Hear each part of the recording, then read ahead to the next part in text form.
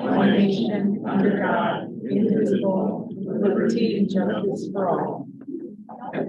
All right, sorry about that, everybody. But we're live again. All right, we're going to start off with recognition for a couple of our sports. You want to take it? Sure. Absolutely. Thanks for having us tonight. We appreciate it. I'm Mr. Hamilton, the athletic director at the high school, and I'll modify it for the middle school. We had one team and one individual that we're recognizing tonight, and the first person that we recognize is Dylan Vasquez.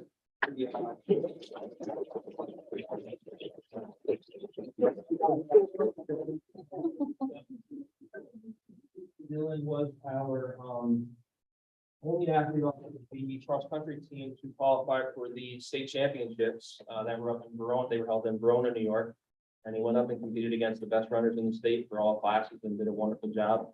Kelly Mahoney is also here. She was the head coach for the team this year, and they all did. The whole team had a really nice year, but especially Dylan. So great job, Dylan.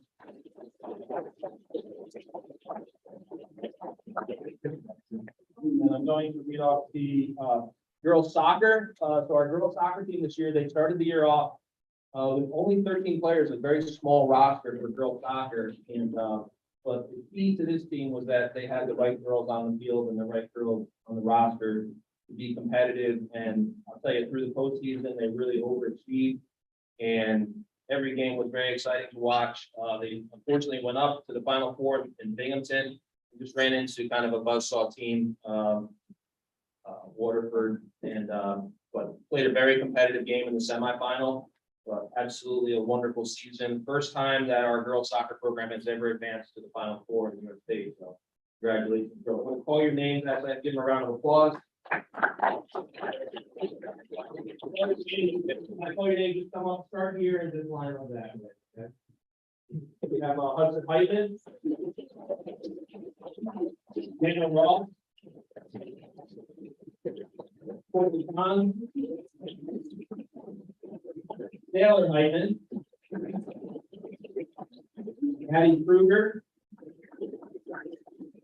Lindsay Taylor, Lindsay Kozera, Katie Kruger, Charlie Moore, Emily Brackler, Beth Bozan, Vivian Aglinski, Ella Wilson, and Gordon Hobbs. So, head coach for the team was Jerome Canzaneri. He was unable to be here tonight. He was not feeling well, and the assistant coach was Coach Pete. He also could not be here tonight, but I'm very happy to be here. I'm very happy to recognize these girls because they had a wonderful season, and I think it's awesome that they're here. And girls, congratulations on an awesome season. And for the seniors that are here, great job and good luck moving forward. Next year into college. Okay. Anybody else have anything? Just want to say, I mean, when you as student athletes are out there representing Millbrook, it's winning is very important, but the way you act is even more important. The way you represent us, the feedback that we get on our sports teams is really unbelievable. How professional, how courteous, just wonderful human beings. So thank you all for putting that face on Millbrook because it means a lot. Thank you very much. And there's scholars too. How many were on that scholar list? Raise your hand. Yeah, if you're a scholar athlete for NISPA, you can raise your hand. I know the soccer team is recognized. I know that. All right, everybody, look this way quickly for a picture. We'll smile on the count of 3. 1, 2, 3. All right, thanks, guys. Beautiful. Thank you, guys.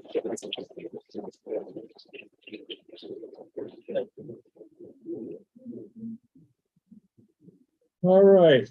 Now that we got to the fun part, we've got we're going to be talking to interviewing financial advisor for our wow. They have to go home and do their homework. Yeah, financial advisor.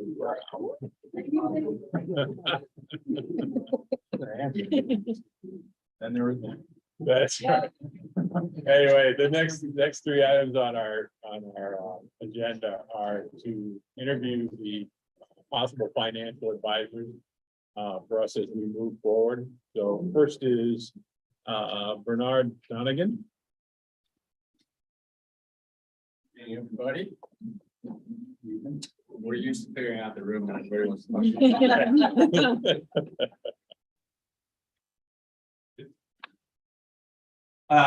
So good evening, everybody. I'm Jason Schwartz. I'm one of the primary consultants with Bernard P. Donegan Incorporated. Wanted first of all to thank you for reviewing our request proposal and inviting us to review tonight and giving us some of your time.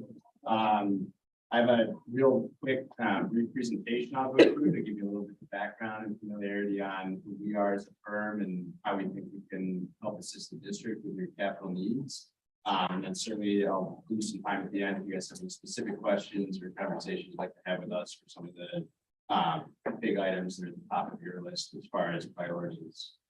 So to start, just a little bit of a background on our firm. We were founded in 1973, so coming up on 50 years in the industry next year. So obviously we have a very long, well-established track record in terms of our success in helping New York State municipalities. And we do just work in New York State, as I'm sure you're all very familiar. There's plenty of rules and regulations and mandates in New York State, more than enough to keep you busy and try to keep you up to date on. So we really do just focus on New York State municipalities and school districts. Our firm is registered with the municipal as a municipal advisor with the Securities and Exchange Commission and then this Municipal Securities Rulemaking Board. So those are two entities, the SEC and the MSRB. That's a really big item in the last decade or so that a lot of regulations come down on this industry. So we are registered as a firm, and as we'll talk about in a minute, many of our employees are qualified for Series 50 and or Series 54 representation. And that's a big item nowadays.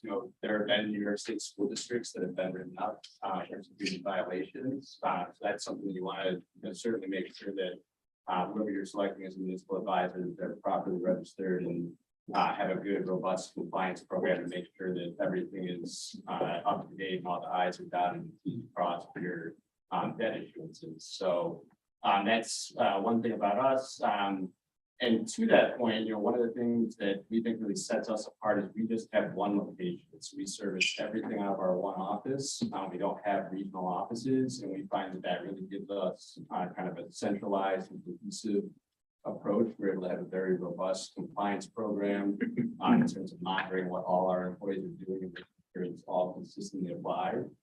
And it also is helpful, for you as a district, because when you need to get in touch with us, there's just one phone number, one email, one office to call. So you can call in, and we'll talk a little bit on the later slides about how we set up our team approach for you. But if you call in, you don't have to know where you're supposed to call between different offices to get different people. You just call into one number, and we'll get you the right people to make sure you get answers in a timely manner. And then finally, in terms of size, we have 29 total employees. About 2/3 of that is like client-facing employees, people that are working with our clients, and then some administrative and billing employees.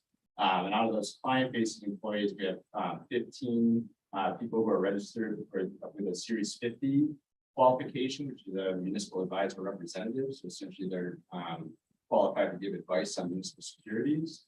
And then out of those 15, 7 of them are registered as Series 54, which means they're able to provide supervision to our policies and procedures and our compliance program.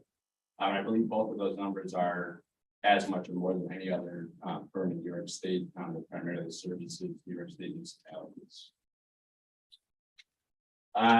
In terms of our client profile, we have 283 total clients. Out of those 283, about 147 are school districts and 13 are BOCES. And we'll talk on the next slide in terms of kind of some of the local ones that we work with as well for references.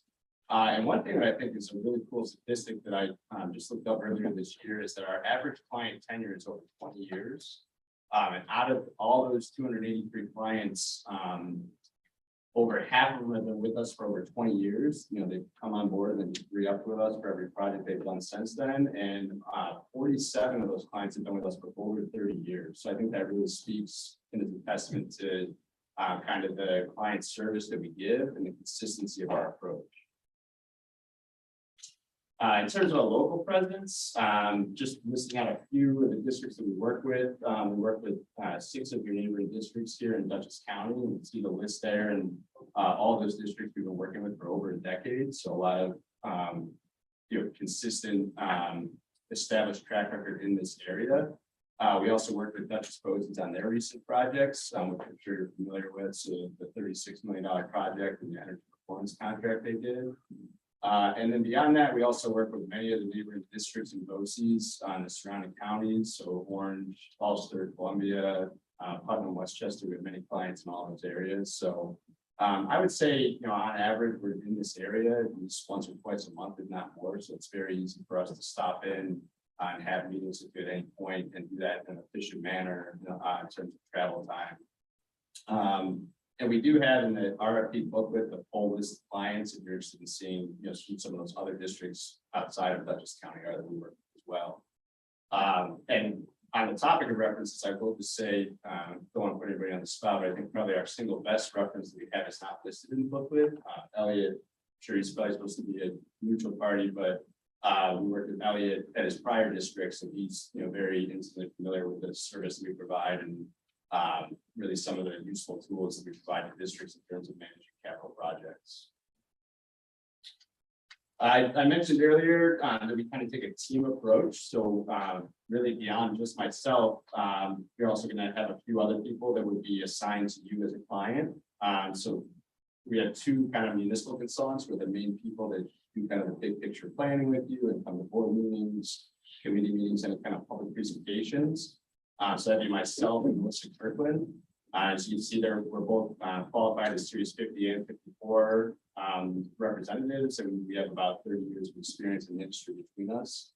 And then we also have a financial analyst and a client administrator assigned to your team. So that's Kelsey's financial analyst. She'll be running a lot of like the numbers and projections for you and helping with state aid forms. And Cynthia would be the client administrator, so she's going to be very involved in the debt issuance and the ongoing compliance program, all the reporting you have to do under SEC 15 C2-12. And really the thing that's nice about this team approach is that, we're all busy these days, right? We have lots of clients we're working on. So if I'm not in the office, if you guys call, if Elliot's calling, if the superintendent's calling and needs an answer to a question, you're going to be able to get a hold of somebody. You're going to have Melissa, Kelsey, and Cynthia. One of them is going to be in the office, most likely, and able to get back to you in a timely manner. I know that's one of the things you had in your RFP was timely response to financial advisory questions and services. So that's something we really pride ourselves on. Back to that single office approach and this team approach. You're going to get answers to your questions in a timely manner and from somebody who's familiar with you and that you're familiar with as well, not just some random person in the office. So that's one thing there. As far as market experience goes, just to give you a little bit of a background on, another key thing you had in the RFP there was our ability to kind of get your issuances out there and market them effectively. So this just gives you a snapshot over the last 3 years, last completed years, 2019 and 2021. We did had over 630 total issuances for about 2.9 billion in total par amount. And out of that, specifically quite a bit of that, almost 500 total issuances and 2.7 billion of par for New York State school districts. So that's an area that we're very familiar and experienced with. And then just kind of a sampling of some of the things that go into those different issuances we've done, anything from kind of your traditional borrowings like bond anticipation notes and general obligation serial bonds, to some of the more unique things you might see, dormitory authority bonds, energy performance leases, revenue and tax anticipation notes. So some of those things are less frequent, but we see those, worked on plenty of those, and certainly have the capability to do that with district needs. In terms of qualitative capabilities, what services do we offer that can help you? This is a pretty good listing of some of the services we have. It's certainly not comprehensive. There are some other things and some one-off projects we can do for you as they come up. But Kind of the lion's share of what we do is down here on the page. I would say we do most of these services for most of our clients. It is a little bit of like an a la carte menu, if you want to think of it that way. If you don't need capital project accounting, we don't have to do that service, but we do, for the most part, provide almost all these services to the majority of our clients. So some of the big ones, pre-roll planning, helping you figure out, when to borrow, how to time a project vote so that you can keep a nice consistent capital exclusion and capital piece of the budget. Once you pass a project, obviously project management, so you can figure out when and how to borrow and how much, as well as doing all the state aid filing and making sure that state aid flows in line with your debt service, keep a nice smooth local share and not have any kind of spikes or issues with the tax levy. We help with debt service projections and tax cap management, which has been especially critical this last decade since the tax cap went into effect. Long range plans, so general plans or capital planning, both of those, capital fund accounting. Another thing I know you mentioned in your RFP booklet was arbitrage recommendations, and we're the only advisor in New York State that's listed in the bond buyer red book for both qualified as a municipal advisor, arbitrage rebate tracking and compliance specialist, and municipal leasing specialist. So those are all services that we're very familiar with and happy to provide. Credit rating calls, and then as we've already talked about, ongoing compliance requirements as well for the reporting with the MSRB and CC. And then the next couple slides, and then we'll kind of wrap up and open the floor for questions, are just kind of some examples. One of the things that I think we do as a firm that's really neat and kind of sets us apart. And I was joking at the beginning of the presentation about how we kind of clear out the room, because it's a very intricate and detailed industry that we're in with the bond market. And it's not the easiest to understand or the most exciting for people who are not in it every day. But one of the things that I think really brings it to life for the average person, whether it be a board member or somebody in the public, is the visuals that we use. It really makes it easier to see and comprehend. So these are just a couple of the examples that we have in the presentation tonight. This is a document we use to kind of plan for timing of a project if we have a drop off coming up. So specifically, I was just doing a little research before I got here tonight. It looks like you guys might have a drop in debt in 2028. So this is a tool we could use to kind of back up from that drop in debt and say, hey, this would be a good time for a vote to fill that in and make sure that you just kind of keep things consistent so you can keep your facilities up to the level you want with minimal tax impact to local residents. And then another tool to that effect that we use, this is pulled from a document that we do every year called a debt service budgeting document. So it really helps, Elliott build out that current year's snapshot for what you need for debt service and state aid in your budget. But it also looks out into the future so that we can start to see, hey, what's the opportunities coming up for us, to the point on the last slide about timing for future votes. We use this bar chart here to say, hey, that black line across the page, that's where you're at right now. And when we see that dip in the bar chart, that's an opportunity for a new project with little to no tax impact if you size it and time it right. So those are a couple of the kind of more straightforward documents. This last one here is also a maximum cost allowance, so really kind of assessing and giving input on the capability of a project, which is important as well. So those are the couple of kind of easy ones that we can get on one slide. In the RFP booklet, we do also have some of our more robust documents, the long range plan sample, and our official statement. If you wanted to see that document we put out to the public every time we do a debt issuance. So those are there as well, but those are obviously very long documents from the presentation for that reason. So with that, that is kind of the overview of our services that I put together just at a high level, and I'd be happy to take any questions that you guys have at this time. Your one office is that Victor, is that up there like Rochester? Yep. Yeah, suburb of Rochester. So you said that in your list of attributes, you said that some school or some districts re-up with you for 20 to 30 years. Why? I mean, do they do a different capital project every year, or are they just getting different services from you?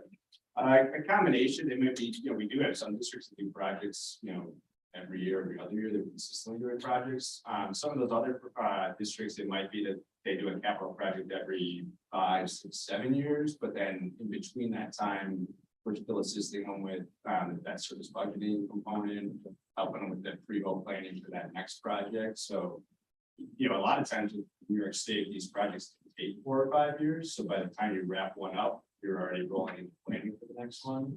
And every now and then it might just be kind of like a, you know, quiet relationship that we're there, question pops up, but we're not doing much actively, but that when the next project comes up in 2 to 3 years, they, you know, kind of renew that service again at that time.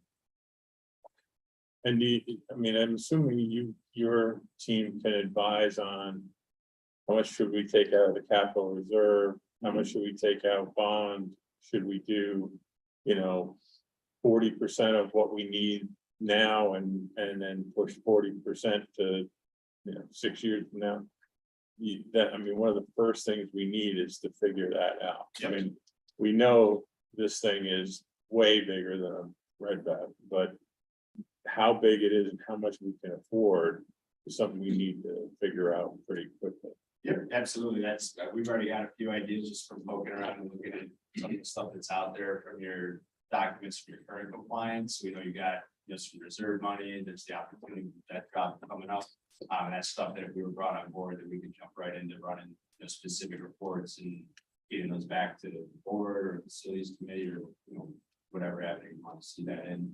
And we really like to think of ourselves as like a collaborative partners. We're not just going to run what you say and, you know, provide it without input or advice. We're really looking at, you know, if you say we got to do 40 million, you know, we'll run that for you if that's what you want to do, but we'll also give options B and C as far as, hey, did you think about, you know, phasing this because you got an opportunity in 2 years with additional to that drop off. So we break it into 20 million now, 20 million later, we do that with less tax impact. Questions, anybody? I may have said it, but how does the team work as far as, are we assigned a group of people or is it?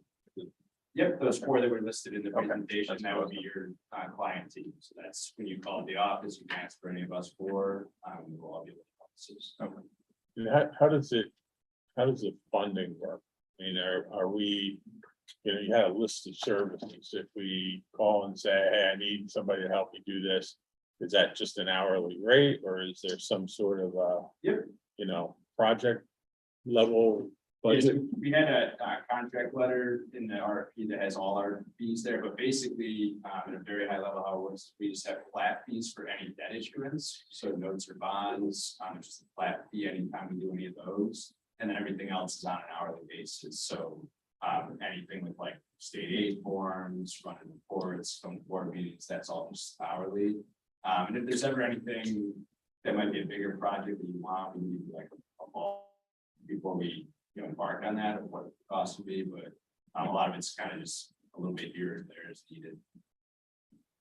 And those are all, you know, services that are being charged into a capital project to be back on as well, so that cuts down on your local share paying. And and talk a little more about the energy performance contract you've done. Mhm. Can you just, like, how big a budget, how big a savings that you guys drove on these EPCs? Yeah, so our involvement in would really just be getting the lease financing for you, so bidding that around. If you're doing EPC, you'd also have what's called an ESCO, an energy services company. They're the ones that are really, you know, coordinating the work and guaranteeing the savings. Okay. But we can do an analysis of that, make sure that what they have in their report is seems reasonable, because sometimes they'll have a lot building aid ratio or be using, you know, not really conservative interest rates in their projections. So we can certainly look at that. But they would be involved in the actual like administration of the energy performance work, and we would be helping more in terms of the state aid forms and lease financing. And I know this is like very hard to answer and also probably hard to, you know, take responsibility for, but on average, what's your track record on, you guys are gonna get a lot of, whether one of these capital project gets voted in or voted out is based on us hitting the right number for affordability. Mhm. what's your, you see 50% of the projects that are taken forward pass the budget, or more like 90%? Just curious as to sort of, I don't want to say your success rate, but the success of your project. As far as like referendums passing, Yeah. or I'd say the referendum passing, 90+%. I mean, it could be even closer to 95 or 99%. Most of the projects typically pass, to the extent that we see anything not pass. It might be like projects that are split into two propositions. Maybe there's a hot button issue in the second proposition, like field lighting in a neighborhood school or turf fields. People don't like that. But generally speaking, people are pretty supportive of New York State schools for projects. Obviously, every community can be a little different. There are some communities that it's harder to pass, but for the most part, that's there. And we can certainly advise on, what we've seen in other spots, things that have jumped out and caused concerns on votes that were closer didn't pass. Elliot, you usually have some good questions. You got them? I'm gonna go- Put you on the spot. Yeah, sure. We've got a couple of them already. Jason, can you explain more of the value add you would bring with the arbitrage piece of the conversation? So they're not familiar with what that means. The transaction. Yeah, so one of the things we do with our arbitrage tracking programs, anytime you have if you hit certain limits, if you issue more than a certain dollar amount within a given year, within a calendar year, then you have to do these tighter spending checks, basically to make sure that you're not borrowing all this money in the tax exempt market and reinvesting in the taxable market and kind of playing those arbitrage rules. So we work with districts to kind of collect your expenses as you go. And make sure that we're tracking that, if you're getting tight, we can give you the heads up, like, hey, we try to spend this a little faster, make sure you need spend downs. And then we put it all together in a kind of like a nice little binder that we give you at the end of the project. To make sure that, if the IRS comes knocking in 3, 4, 5 years, just pull that off your shelf and give it to them, and everything should be, right there as far as all the information they would need to say that you met your spend downs and everything was all set there, so. What role would you play in assisting the district in determining the ability of a capital project? Can you tell us some of the ways that you can help us maximize our funding? There's still up there. So I can bring That one right there, the slide where you. that. Let's do back ahead. That one? Yep, so this is a document we use, it's your maximum cost allowance, so it kind of said what can you spend at each building over a 5-year period. And still get aid back on it, so we can use this as kind of step one, is to make sure that your project fits within these aid ceilings, or if it's over, that's okay, we'll just tell you that it's over and that some of the work's gonna be non-aidable. And then the other thing is, we have many years of experience, working on New York State projects and state building aids, so we can also review a scope document that an architect gives you to point out things that are gonna be non-aidable as far as storage buildings, standalone district offices, furniture and equipment that's not in space. So things like that, we can point out and say, this work would not be aidable, or this work could be aidable, but we need to go talk to SED, to your project manager, and get that found out beforehand. And we've had, sit down meetings with districts and architects and project managers to get some of those answers on the front end. So it's a big question, like a new addition or something like that. So that's, how we would manage that and help with that. If you were the successful firm, what would your startup timeline look like, and how soon can we expect what kind of deliverables from you in our capital planning specifically? We can hit the ground running and basically we just ask for a week or two to turn around for it. So if you've got the information ready to go, we have something ready to talk to you about by mid or late January.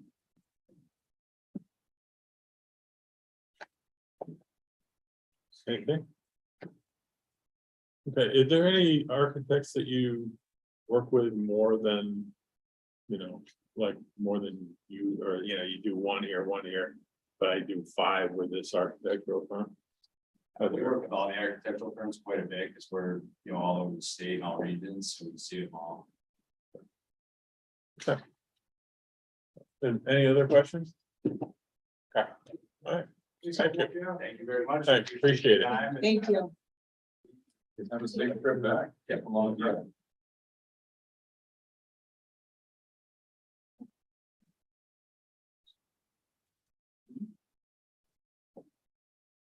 Back with our next contestants in just a moment. All right. Next, we have capital markets advisor.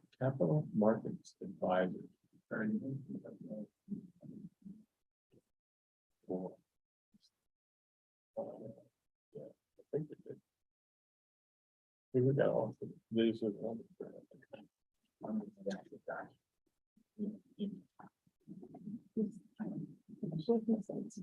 I'm sorry. Yeah, we can make sure it's down. Can we get down, did we get the actual RFP from the response?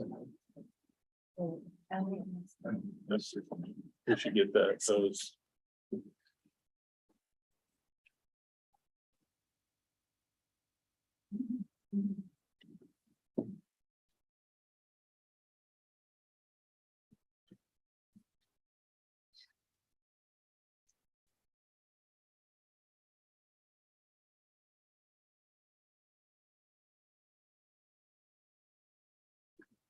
Carolyn.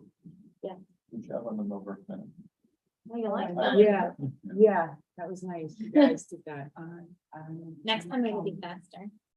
Yeah, Because we're it's working on nice. our timing. It's nice for like Walden parents to You know hear. what? You know what's really funny? Like, we were looking up at our screen, but the angle from our camera makes it look like we're looking down. Oh. So we have some tech stuff to do, but I feel. Better. You have to get used to Yeah. Yeah, But it's nice that like parents of kids in one school can hear about what's going on and that's. I not have to look up. Yeah. Yeah. That's I'm fantastic. glad you guys liked it. Oh, I love it. Yeah. And it will, it's implemented on our YouTube channel, so there, over 400 left. In a Millbrook. And then Because I was timing, I thought it was only gonna take you a minute to do it. Yeah. Should have known better. We Should have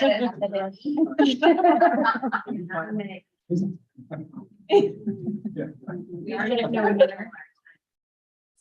My LinkedIn posts as I do, they're like, this is 20 minutes and I keep checking the content. I'm like, is it over?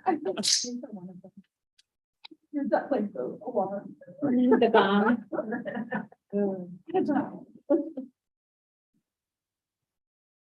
Just wait until there's bloopers and outtakes. And it was Oh, yeah. also for job opportunities within the, it was all right there. Yeah, we tried to do a little bit of everything. Very nice. Yeah, really great to see. Yeah.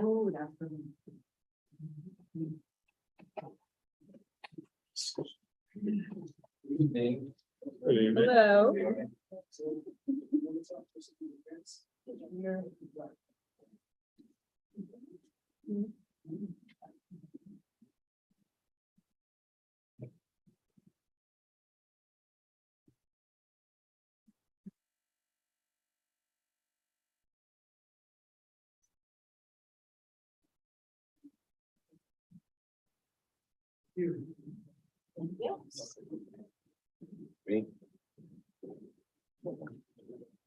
Thank you. You're welcome.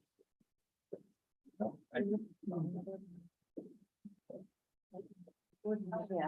Okay. Thanks. Yeah, I can reply with Chris. They can-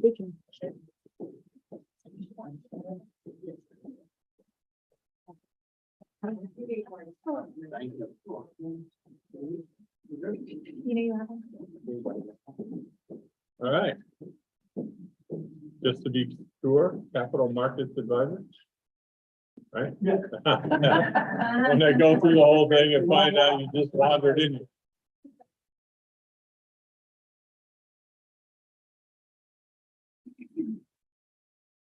So I don't have your. You just do. All right.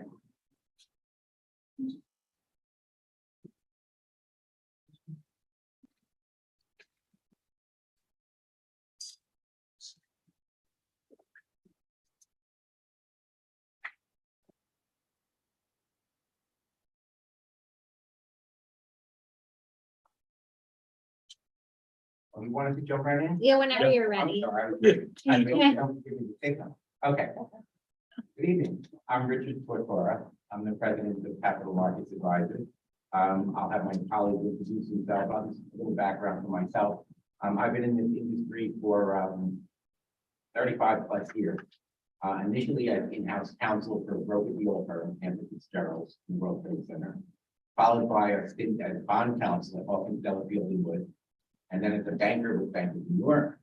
And then I was approached by a national firm to open up their Northeast practice in 1992, actually, did that for a number of years, and then founded CMA in 2002. Alistair? Good evening. Thanks for having me. My name is Alex Kerr, Vice President of Capital Markets Advisors. A little background on myself. Originally, I was a special ed teacher for 9 years, Public School District on Long Island. My father owns his own financial advisory firm. And when he decided to expand, he needed more help with school districts. So he approached me and thought it would be a natural fit that I would enjoy doing this line of work, being on the other side of education. So I joined his firm, which I worked in for about 5 or 6 years, and then we merged with capital markets. So my background is primarily in this industry. Hi, so my name is Janet Morley. Excuse me, and I'm an SVP with Capital Markets Advisors. I have over 30 years experience in public finance, banking for a large international bank, doing very large state credits, utilities, revenue bonds, municipalities. And then I worked for the largest, most active bond insurer for over a dozen years. Primarily on troubled credits, workouts, remediations, everything from structured finance to international credits, healthcare, again, municipals. I wrote underwriting policy and procedures for MBIA. And also spent some time working with Berkshire Hathaway after the fiscal crisis. Berkshire Hathaway jumped into the municipal bond insurance market after the fiscal crisis, when the leading bond insurers were down. And because Warren Buffett is who he is, he got a license to do bond insurance overnight in New York. And very smartly got in just hiring some experts in the field to work with him. I got a call to do that. Very interesting time. Made a lot of money, got in very quickly, got out very quickly. I also, for many years, I lived in Westchester County. Was asked to be on a budget and finance advisory committee for my community, which I did happily for many years. And I've been working with CMA for 11 years. On all fronts, whether it be municipal or school district, revenue bonds. My background is particularly strong in credit work, helping our clients with bringing presentations, and also I cover lease financings, like the district has EPCs. Let me talk a little bit about our firm. I suspect that if we took the time to write our proposal and hopefully during the course of this meeting, you'll find that we're different from other financial advisors that you might work with in New York State. We've carefully assembled a collection of professionals that can truly be called consultants. Consultants, you might see someone that's right here, that's been around, and done a lot of things over a period of a long time. Just the three of us here today collectively have 75, 85 years of experience working in public finance in New York State in all different capacities. In addition to the three of us here, there's another 13 of us, at our offices, and included in that are folks that were former elected officials. We have a gentleman who just retired from our firm about 3 months ago, who was a school business official for 40 years. He retired from CMA at 80. But we liked him at 80 because he had a wealth of experience and he taught our younger people a lot of things. We're an interesting firm in that we have people in the 20s, 30s, 40s, 50s, 60s, 70s, no longer 80s, but we have this wealth of experience. Collectively, the firm has 350 years experience doing what you need us to do for you. So if you need A quick question answer, not that I'm gonna serve as your bond counsel, but I've been in the bond council.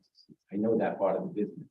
If you need credit expertise or municipal insurance expertise, we have Janet. We have a CPA on staff. We have people, most of us have been bankers in the past, and we know how deals should be structured so they can be most attractive to investors. You don't just put a deal together, go into the market and sell it. You structure it very carefully, make a decision as to whether it should be insured, how large a maturity should be, should it be notes, should it be bonds, what the call feature should be. What we pride ourselves on is finding opportunities for our clients that just other firms don't find. The reason I say that, when I was a bond lawyer, I decided to shift into the financial advisory side of the business because I realized the local jurisdictions that I was working with weren't getting the kind of representation that my larger clients were getting. You know, Westchester County, Suffolk County, Monroe, and Buffalo, they were getting a lot. You know, bankers were tripping over themselves to give them ideas. The little school districts and villages, whether it be Poughkeepsie or it be, you know, Ramapo or smaller jurisdictions, weren't getting that kind of attention. That's what we bring to the table to our clients. The firm represents about 350 jurisdictions across the state. Included in that is about 150, 160 school districts. We're a financial advisor on more cash flow borrowing than any other advisor in New York State. We typically do over $1 billion in cash flow finances every year, if indeed you need that. We have something that we're known for is our quantitative expertise. And what that means is we have very creative people when it comes to structuring deals and looking for opportunities.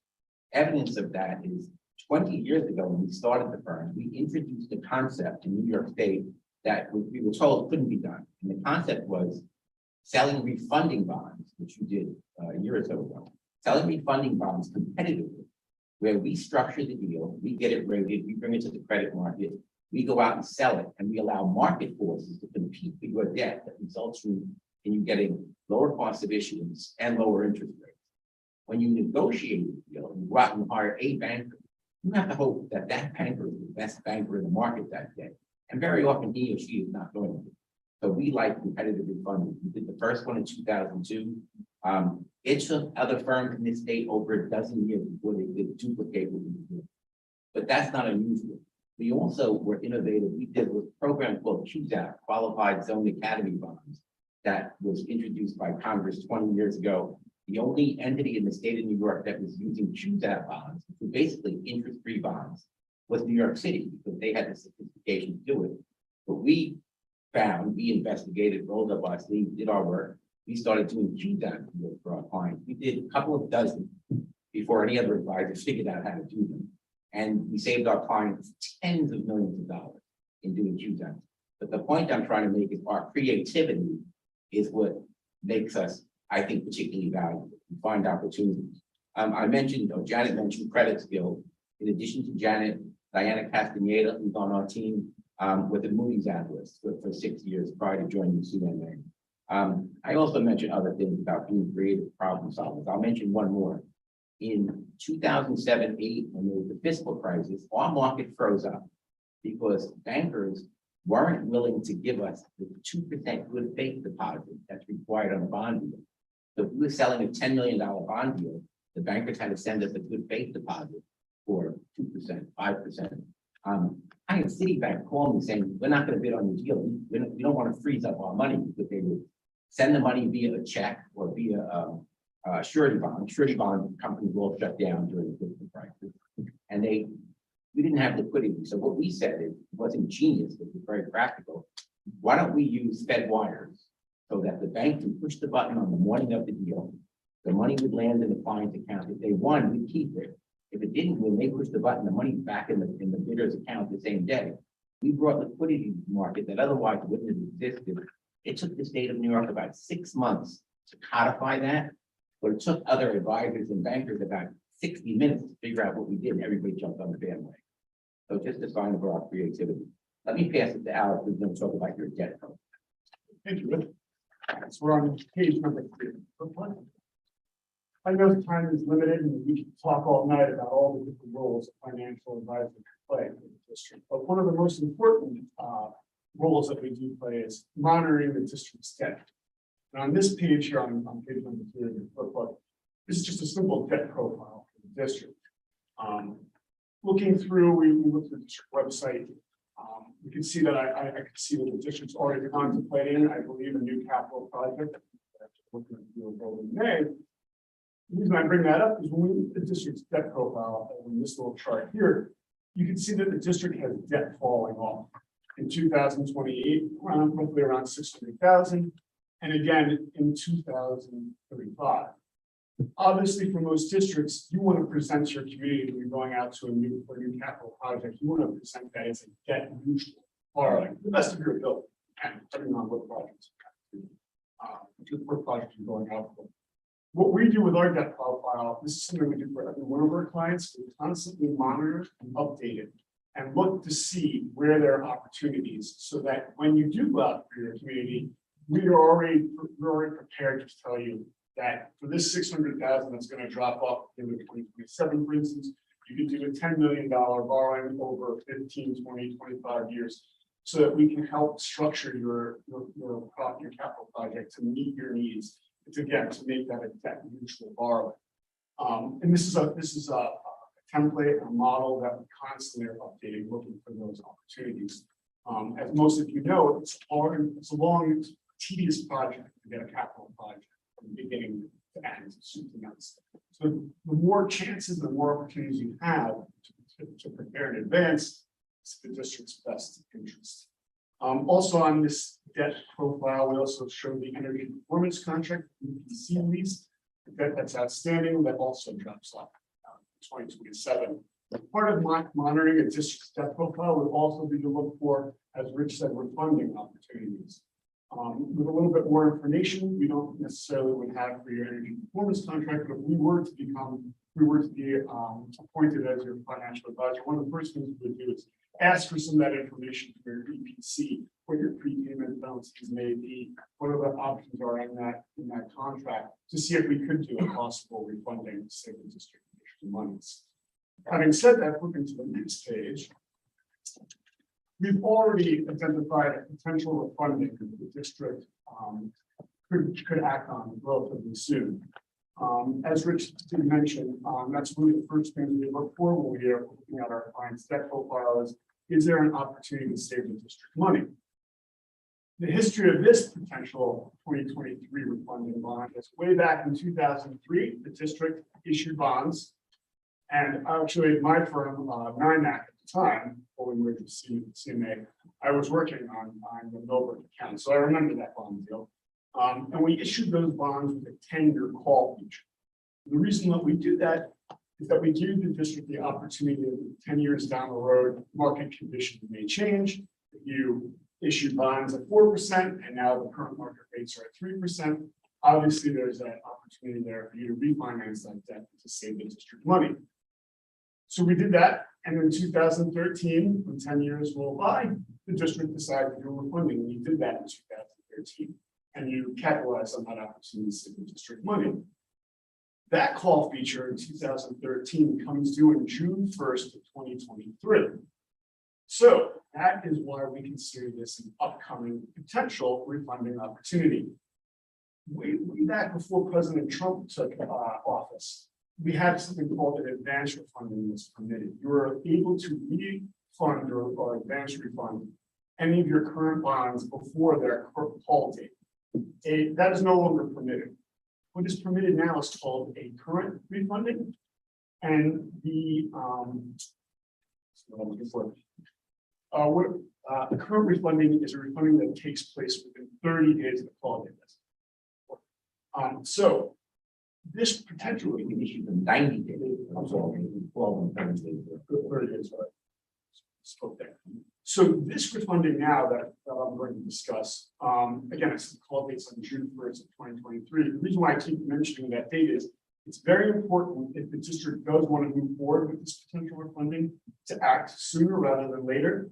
Every day that passes after June 1st will be costing the district money. So how much money? If we flip the page 5, we can see what the savings would be for the district. You look at the fourth column on the left, the new debt service compared to the old debt service. The last column, the savings, we can see that on average, the district could save a little under 25,000 a year over the life of the potential refunding, for a total savings of 307,700. And while you might not get very excited about saving $300,000, it's low hanging fruit.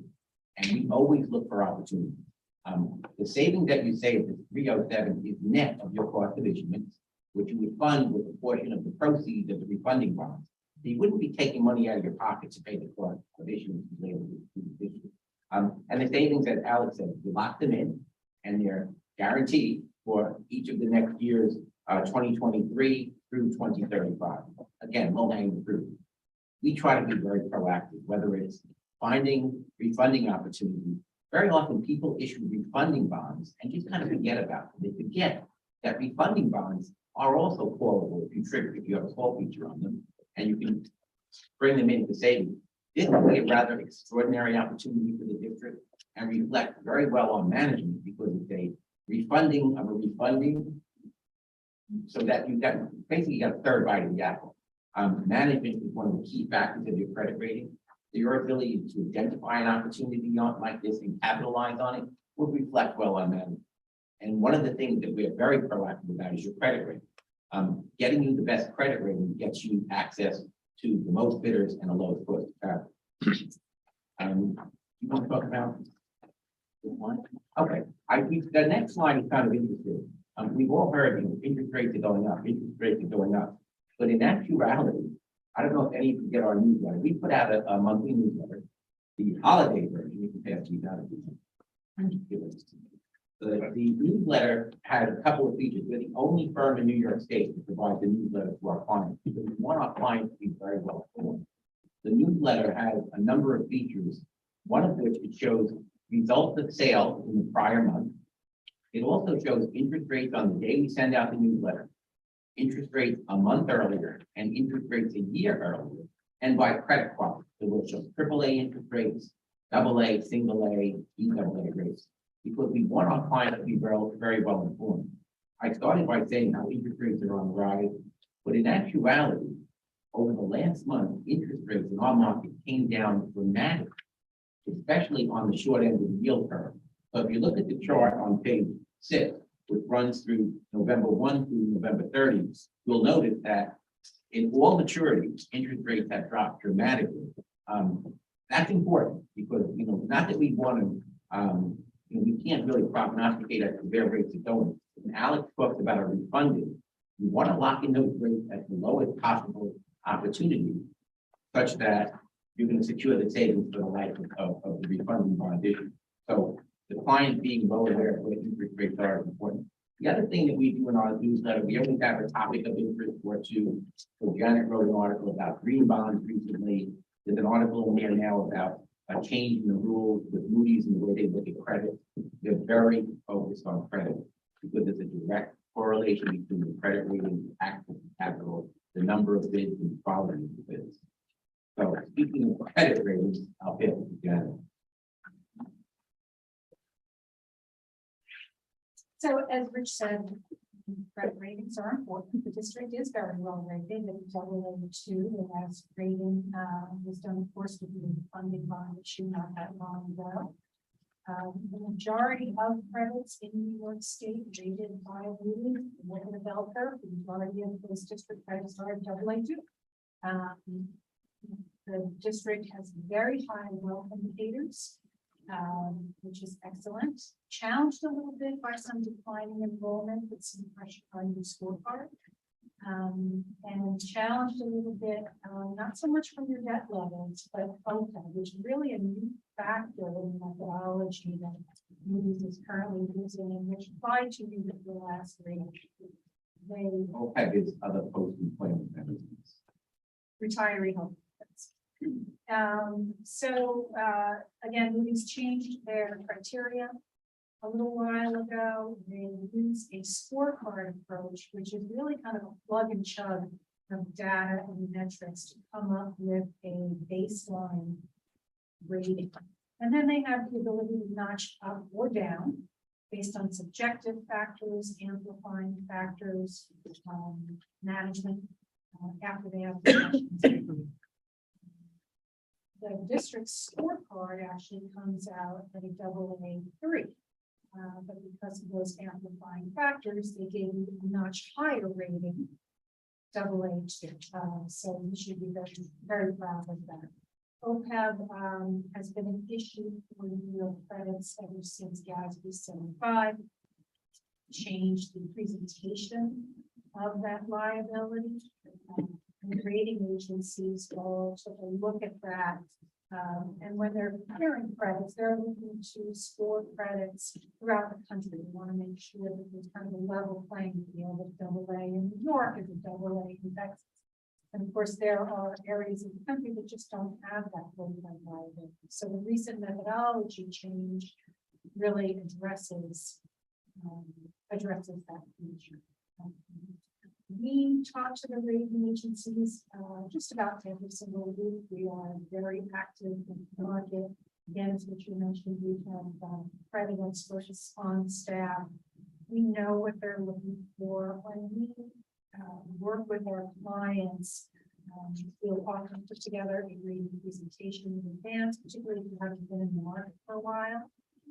We'll get questions in advance with the rating agencies. We'll talk you through them.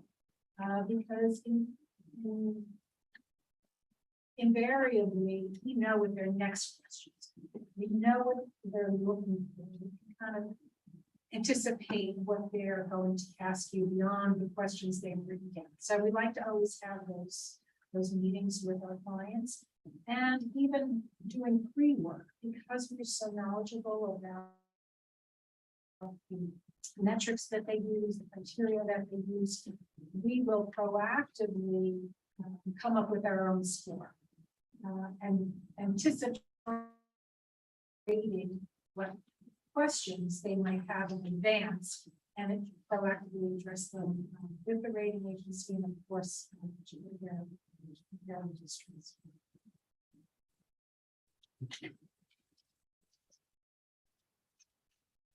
Okay, That's pretty much our presentation. We'll be happy to do it. So you mentioned energy performance contract, or well, ours. What do you see as your role in helping develop those types of contracts? So I primarily handle leasing for energy performance contracts. And so we are, all the players in the market, Johnson Control, Honeywell, and Resco, all those folks. So what typically happens in EPC, the district will hire engineering who will work with the district and with these ESCOs to determine what savings can we have. And we do lights, changing out the boiler, building envelope, solar panels. So in that process, we always like to be involved as early as allow us. One of the things we always find is that these ESCOs will send a cash flow to a district that says, here's what your energy savings are. Here's what your bottom line is going to look like after your lease payments and after your building. And invariably what we find is that their assumptions are not. So we encourage our districts, and again, we don't charge our clients when you pick up the phone and calls. We encourage you, we much prefer to be in any process sooner rather than later. Call us up at any time. If we can be helpful, we certainly want to do that. And so, we'll take a look at the cash flow and the assumptions, and we know what the market is for lease rates, for instance. And at any given time, we can kind of help inform that cash flow. But in terms of process, what we also do, once you've got your EPC agreement, you've got SED approval, we'll write the RFP, we'll send it out. We've got a dozen banks and financing companies that we work with that we know can do leases in New York, which remember there's an escrow involved, have to be domiciled in New York to hold an escrow, or the district has to comply with the district's investment policy. There's a number of factors there that we look out for. We'll take bids, we'll analyze them not only on the basis of the interest rate proposed, but also prepayment terms. Other covenants that are in the lease agreement that are key to making a decision. Prepayment terms are very, very important in EPC lease because we know interest rates change, and as your lease pays off and you get lower on the yield curve, there's very often opportunity to refinance for savings. So, you know, and again, as we watch the debt of our clients, we also watch EPC leases to see if there's an opportunity to refinance those as well. So we go through the RFP process, we'll analyze the bids, make a recommendation, and then we shepherd that deal with the completion of funding. As you probably know, it's different than a GO bond. EPC leases are subject to annual appropriation, which is why we don't need no approval for them. Documentation is different. There's an escrow feature that's not present in the GO bond. It's a little more complex in some ways, but you don't need a credit rating to do EPC. And so we'll shepherd you through that whole process, through the documentation, to the final. I'll add one thought. Often when we review these proposals, when they come in, very often it really is, Janet gets the proposal, she goes through them, writes a recommendation, does her analysis. Give it to me, and then we talk about it. Nothing is done by one person, it's over the team effort.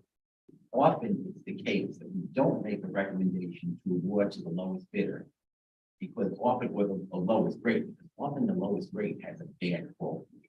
They might have something called a make whole call feature, where you practically, you can't call the debt and refinance the savings.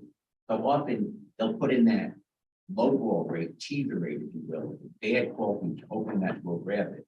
We look at that and we explain to the client, we'd rather you take the rate that's 3 or 4 basis points higher. We show them what the interest expense is, but we say it's very likely going to be refinanced prior to its maturity date. And when we show them the analysis on what the refinancing were, almost without exception, they take the rate with the more attractive call feature. It's all about identifying and seizing opportunities for your safe money. That's on the cornerstone of what we do. Other questions? Just a couple of questions for me. Can you explain to us some of the ways that you would help us in our capital project planning, whether it's, you know, through traditional capital project or a couple with EPC? How are you going to help us maximize our funding? Sure, but that's a great question. I'll jump in. So the gentleman, Brian Master, who just retired, was the acknowledged guru of the state aid in New York State. He's been doing it for 50 years. And he imparted a lot of his knowledge to my business partner, Rick Dancy, who works out of our Orchard Park office. Rick does a debt and aid schedule that shows you your debt that rolls off, the new debt coming in, he gives out things like the maximum cost allowance, the credit numbers. He does the deepest dive you can imagine, and then works with you throughout the entire process, filing the SA 139, the final cost reports. To the extent you want help every step of the way, we have the expertise to do that. And we've done it for most of the largest school district projects in New York State. We've done that for. You're not one of the largest school districts in New York State, but the skills that we learn working with Buffalo, Rochester, Syracuse, and Yonkers on over the period of time, $1 billion capital project where we basically rebuild every building in the district. That's important. So we have a very good relationship with people at SCP. They're very familiar with they look at, we've actually been in a position where we're explaining to them how the rules work. And that just happened on a deal that we were doing for Yonkers. But most of our clients are doing deals $10 million, $20 million, $5 million. The same rules apply. But we have this very strong proactive service as it pertains to state aid, because we want to squeeze every dollar of state aid that we can out of the state of New York. And we have the expertise and the experience to do that. Well, and as you know, when looking at the maximum cost allowance by building is so important, you know, and looking at the BAUs, and what's assigned, if you're doing, you know, addition or a new building, how those BAUs get assigned. Even certain things like the way special ed needs are assigned BAUs, we found errors in certain things that we have been able to rectify for our clients. But it really does come very, very much down to not only building but project by project, construction versus incidentals. And so we go through that very intensely and work very closely with architects. We work with all of the major school district architects in the state very early on in the planning process. So we know, you know, you're looking at, you know, this project and this building, you want to do a field. Well, fields are different. Be attached to a building, and you have to be very careful how you plan for that in structuring the debt. So of course, we're always looking to make sure if we can, and that's the district's goal, that that local share is kept stable. So it doesn't impact the tax levy. So how's the best way we can do that? Not only overall project, building by building, project line by project line, and then planning it, and then also planning a construction timeline. Bands first, bonds. Can you do $10 million of work in one summer and then $10 million in the next summer? Well, then we issue bands first, maybe another set of bands, then bonds. Depends what your current debt aid profile looks like. There are times where we've got districts that have kind of a lumpy debt service schedule. Haven't worked with us before, maybe prior advisor or whatever circumstances, they've got kind of a lumpy debt service. And so we try to piece in a financing schedule that evens that out. And that might be a series of bands, bonds, and what have you. Maybe we need to make a band with a very large team in a given year in order to fill in the gap. So we're very sophisticated, frankly, in how we approach it, and very fun. If you were a successful firm, what would your startup timeline look like, and how soon do you expect to live on this? We can start today. And we literally, so you said you give us the green light, we start strategizing right away. We bring Rick on board right away. We start working on your outstanding debt. We start constructing the state aid model. The state aid model and the debt model is, you know, I don't have to take that paper, 11 by 17 and 8 or 10 pages, and it really goes granular. So to answer the question, we start right away. We know what we need to do. Again, we're involved in capital projects that school districts feel like all the time. And so we know what we need to do. To the extent we need a little more attention, a little less attention. You know, we do it in person, we do it by Zoom, we do it over the phone. And we're with you every step of the way to make sure that you don't miss any opportunity, that we capitalize on the aid, we get you the best rate, the best call features. It's just very comprehensive. One thing I didn't mention, something that we do once we come on board, to the extent you're interested, we do bonds 101s, because when we're not here to answer questions, you're here to answer questions. So what we do is we put together a presentation, and we sit with you, and maybe over a period of 90 minutes if you have it, we give you the fundamentals of municipal bonds, who the players are, what their roles are. We talk about the credit rating process, why it's important. We talk about the market interest rate, what impacts interest rates, notes versus bonds, and term of debt. And again, because we have this very good deep bench at the firm, and people who have done the bond counsel work and the CPA work and the credit work, etc., we bring the experts to you and explain things to you in terms that you can understand. The very heavily jargon business, but you're in the trenches. We're there to help. You to see us as an extension of your staff. That's the way we like to work with people. I need to cut you off, just to keep it fair for all the others that have been here. Thank you guys very much. I appreciate you coming here. And we'll get back to you. Very good. Thank you. Thank you. Thank you. And Merry Christmas. Merry Christmas. Your last rating report.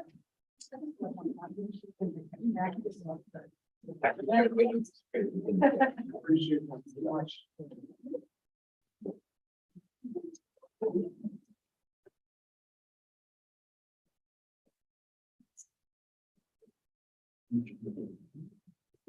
Thank you all. Right here.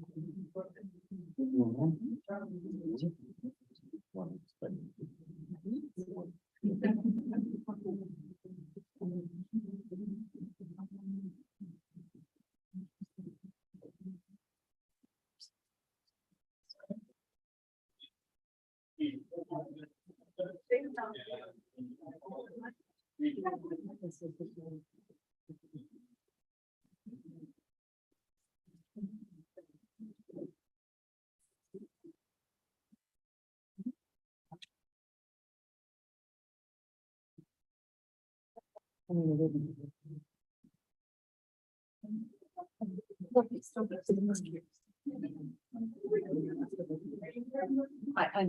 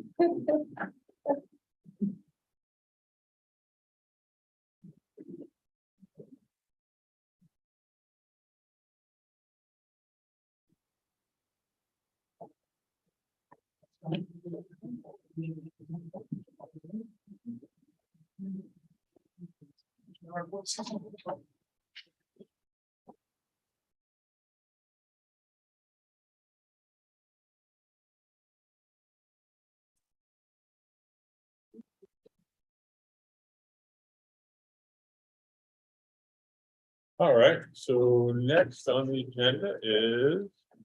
Put my glasses on so I can actually read it. Fiscal Advisors and Marketing Incorporated. So welcome. Thank you. Thank you for having us. And it's like a typical board meeting, there's a public session and there's a public here. So, that is just, but again, thank you for having us. We very much appreciate the opportunity. We'll just take a moment to introduce ourselves. We are with Fiscal Advisors and Marketing at Ferguson. I'm the Vice President and Municipal Advisor Principal. I have 35 years plus in the municipal finance industry, 27 years municipal advisor. I started my career as an investment banker on Wall Street for 5 years. So I know the underwriting side when we have to negotiated transactions or competitive issues as well. I am a Series 54 and Series 50 certified with the Securities and Exchange Commission. And I actually live in Dutchess County. So I run the Hudson Valley office and I live in the town of Chicago. My name is John Vick. I've been with Fiscal Advisors for 7 years now, since 2016. I am a Series 50 certified Fiscal Advisor representative, and I specialize in capital project planning and state company. So a little bit about the experience of the firm. Fiscal Advisors is a registered municipal advisory firm. I am, as I said, a Series 54 and 50 licensed professional. John is a Series 50 licensed professional. This is important because it's actually illegal for a municipal advisor to provide advice to a municipal entity unless you have that licensed credential. And there are municipal advisors out there that don't have a series or a Series 54. So just to make you aware, that would be something you would definitely just want to double check. Even more important though, because we have that designation, we have to provide a fiduciary duty to act in your best interest. So any advice that we give you is going to be in your best interest. Hands down. We presently assist over 500 municipal clients across New York State, and of this number, 240 are school district clients. We're certainly one of the most active municipal advisors in the state as far as school districts go, and as far as municipal clients go. Well, we do a lot of small issues, a lot of issues every year.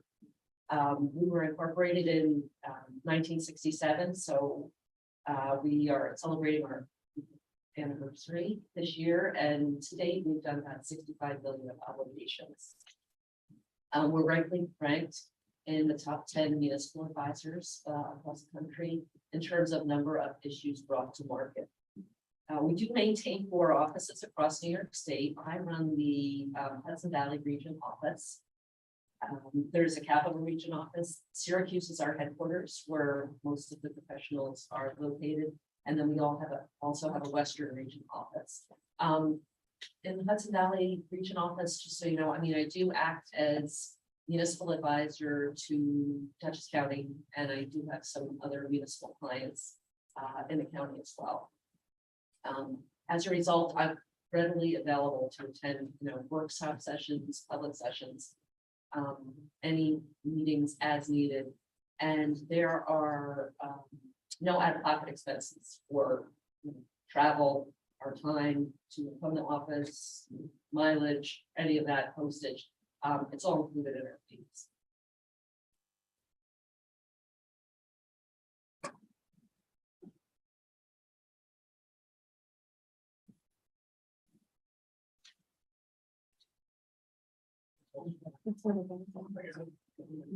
Thank you. Our specific school district experience. For the last 5 years, this was requested in the proposal to which we responded. We have completed 2,754 transactions, totaling 19.2 billion for all public sector clients. For just our school district clients, we completed 1,807 transactions, totaling 12.5 billion. So we're certainly very active on a daily basis with school district clients across New York State. Currently, the Hudson Valley office works with 28 school district clients. This is a list of those. It's growing as we can see from year to year. But I thought it would be important because people always ask me, what are the clients you work with? And Hudson Valley, and I think that I just don't remember.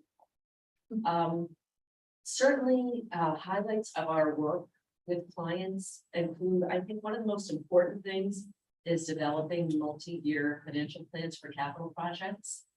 It's certainly important to do that long-range planning when you do have a capital project so that you can try to layer in your debt service, be prudent with your taxes that may need to increase for your taxpayers. We certainly structure fundings that enable districts to save hopefully millions of dollars, but lots of money on an annual basis. I see the 2 transactions, the 2 bond issues that you currently have outstanding were both refunding.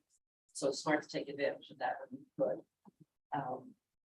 We also structure energy performance contracts, and to the extent bond issues around existing debt, to the extent that it's possible, in order to try to minimize that tax impact when you're going to taxpayers. And then we work with you to try to get a positive referendum results. As I said, happy to come to board meetings, happy to review whatever literature might be. One thing that I think differentiates fiscal advisors is that we do have an accounting services division.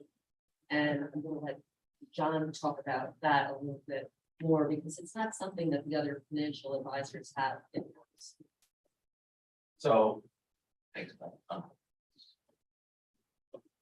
So my name is John Vick. I work in the accounting services department and state aid department. Essentially it's one department, but for some reason. So currently our department works with 232 districts across New York State. Currently when we are doing the accounting and state aid work for $4.3 billion in capital projects throughout New York State. In our firm, or in our division, we have 2 retired business officials. So if there are any questions related to capital projects or state aid, or even just day-to-day business office inquiries, you can certainly reach out to us, and if we don't know, so we have excellent working relationship with all of the staff in the New York State Education Departments, the State Aid Office and the Office of Facilities Planning. Just by the nature of our work, we're in constant communication with them. So that allows us to mitigate any potential issues we see as they come up. So just the overall picture of what we do as a department. Our work really begins in the pre-referendum portion of the project. What we'll do is we'll work with the district, the architect and construction manager, and analyze the scope of the project, analyze the maximum cost allowances for the district, which is the amount of work they can do in each district building that the state will pay building aid on. And even though your district has relatively low building aid ratio of 23%, meaning that you're considered more wealthy than the average district in the US. That's still a healthy amount of aid that you can have going back to your district. So as we work with the architect and construction manager to analyze the scope, we analyze the scope compared to the maximum cost allowances. We'll look at each individual scope item and determine if that is eligible for aid. For example, a concession building that you're building that would not be eligible. So we'll look for items like that, and we'll use all of that information to develop a potential building aid payment schedule that is used to structure the financing. The idea being that you don't want a debt service payment in a year that you don't have to offset it. Unless, of course, it's designed that way. So in order to do that, really our job is to maximize the aid that the district will be receiving on the project. And in order to do that, we work with the district and their technical construction manager throughout the project to really to keep a handle on the project expenditures as they occur. So we'll analyze the contracts that are awarded to make sure that they're all in line with the estimates that we were anticipating pre-referendum, in order to make sure that the aid that we told the district, we told the voters that we're coming back on the project is actually occurring. And if we see any issues, we can work with them to mitigate those issues. Really the idea is we want to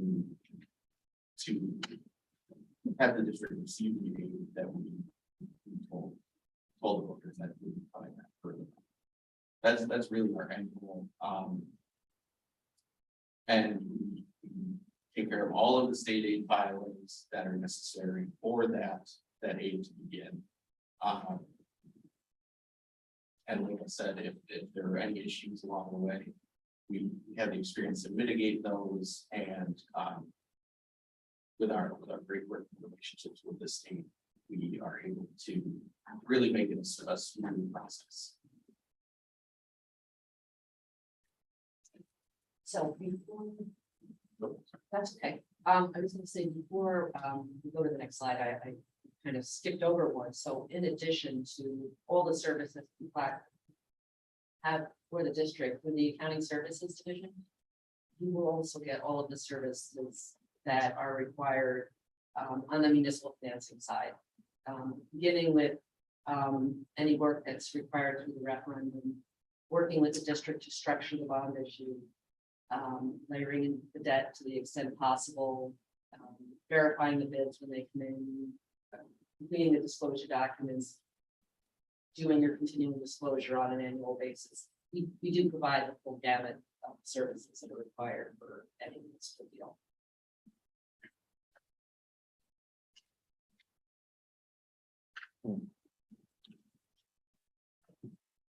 So we did just want to let you know that we're not currently your municipal advisor. We can certainly hit the ground running, and we took a look at what your outstanding debt and your estimated building aid is.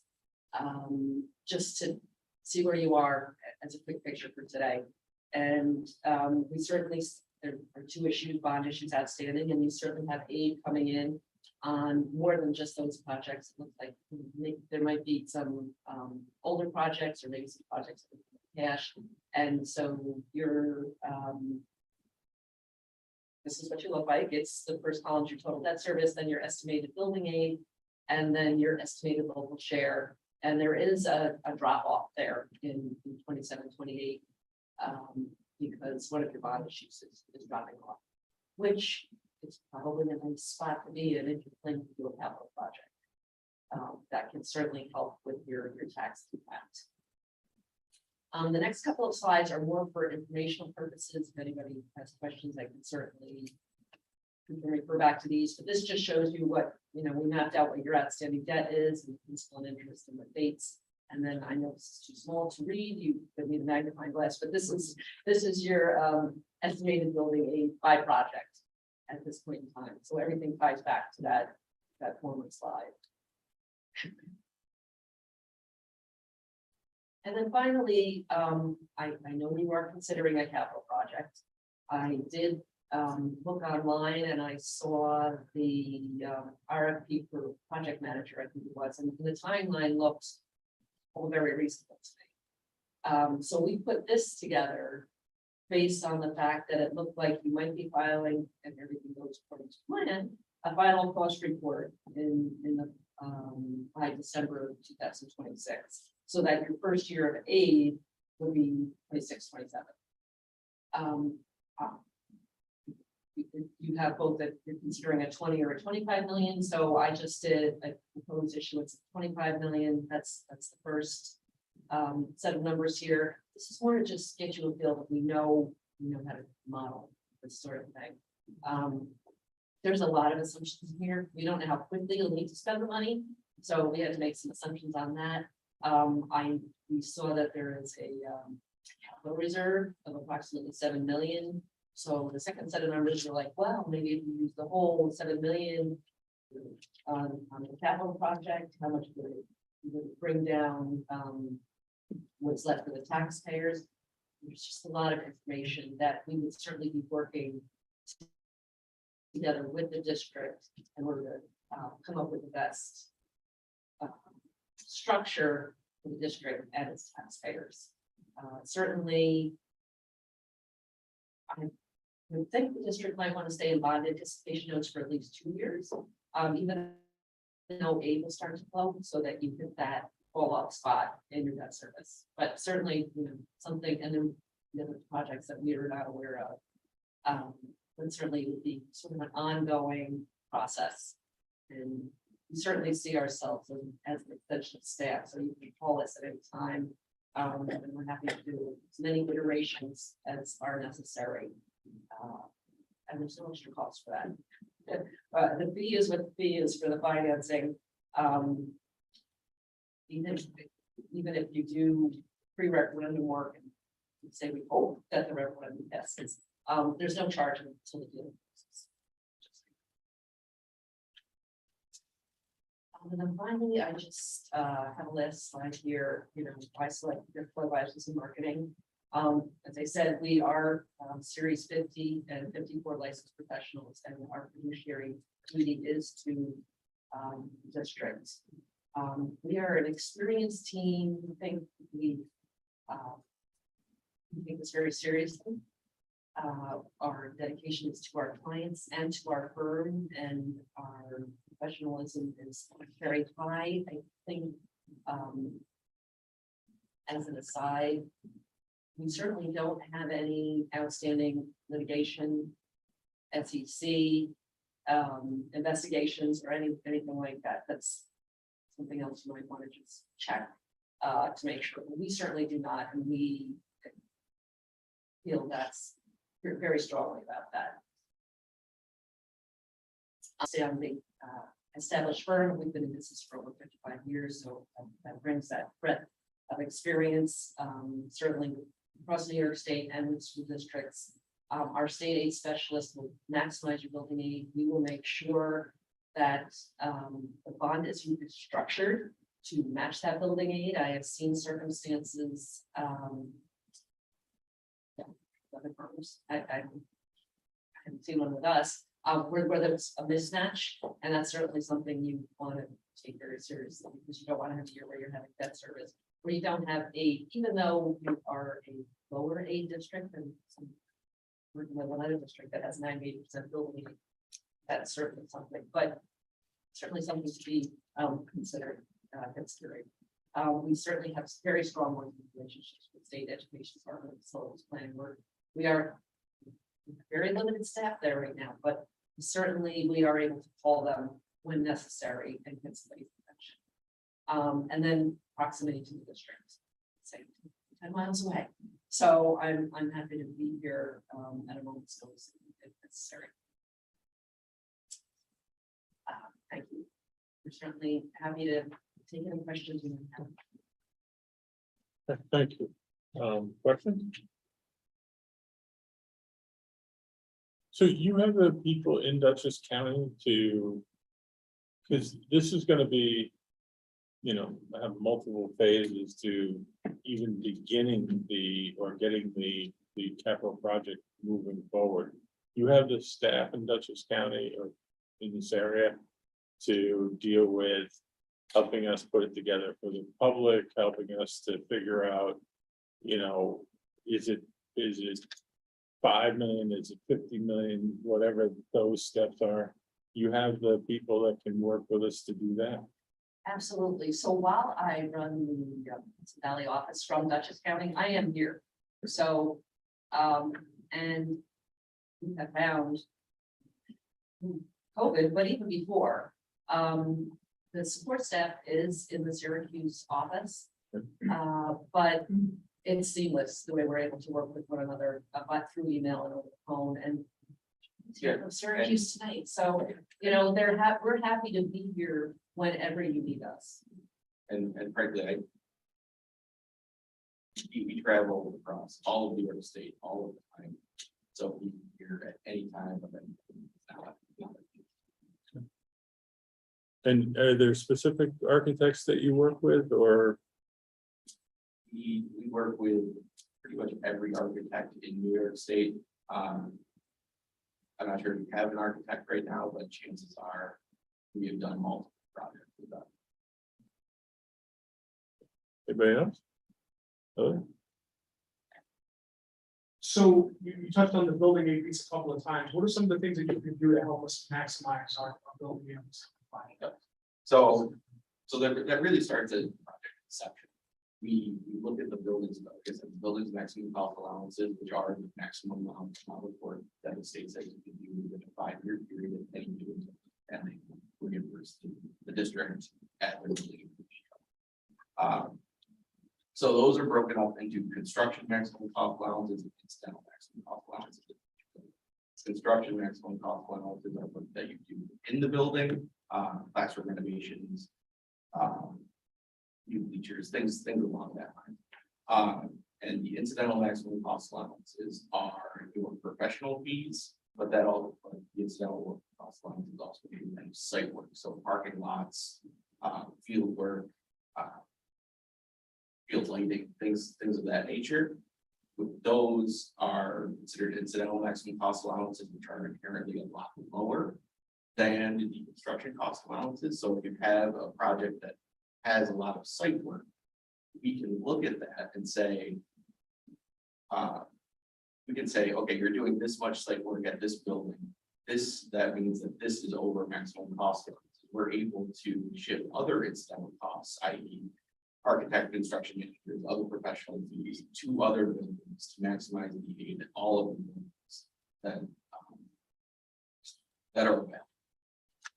But so that's really the main portion of it is better maximizing the gain based on maximum cost allowances. And then we also get into scope analysis where, like I mentioned earlier, if there are a lot of unaided portions of the project, how can we minimize those costs that are reported to the state within reason, obviously, to generate more that help. And if you were to successfully select the firm, what would your startup timeline look like, and how soon could we expect to look at this fund? What was the first part of the question? What would your startup timeline look like in terms of working with the district, and how soon could we expect to see them? Almost immediately. I mean, I think it depends what you need. I've had districts retain me and say, I have notes coming in next month, can you get it done? Yes. So even if you retained us today and you had to do continuing disclosure by the end of this month, we can get that done. So if you're talking about a referendum in May, which sounds like what you're doing, we could start immediately working with the architects and bring together some sample debt service schedules and the aid. It might take us a couple of days. All right. Anything else? Very good. Thank you very much. Thank you. Thank you. Yeah.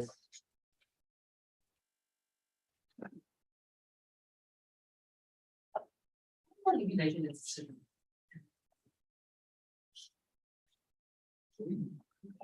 I would, before the end of the year. Thank you. Thank you. Have a good holiday. Thank you. Bye. Thank you.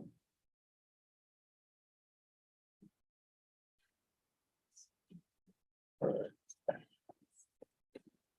So I'm tired, so why don't we just shut this meeting down and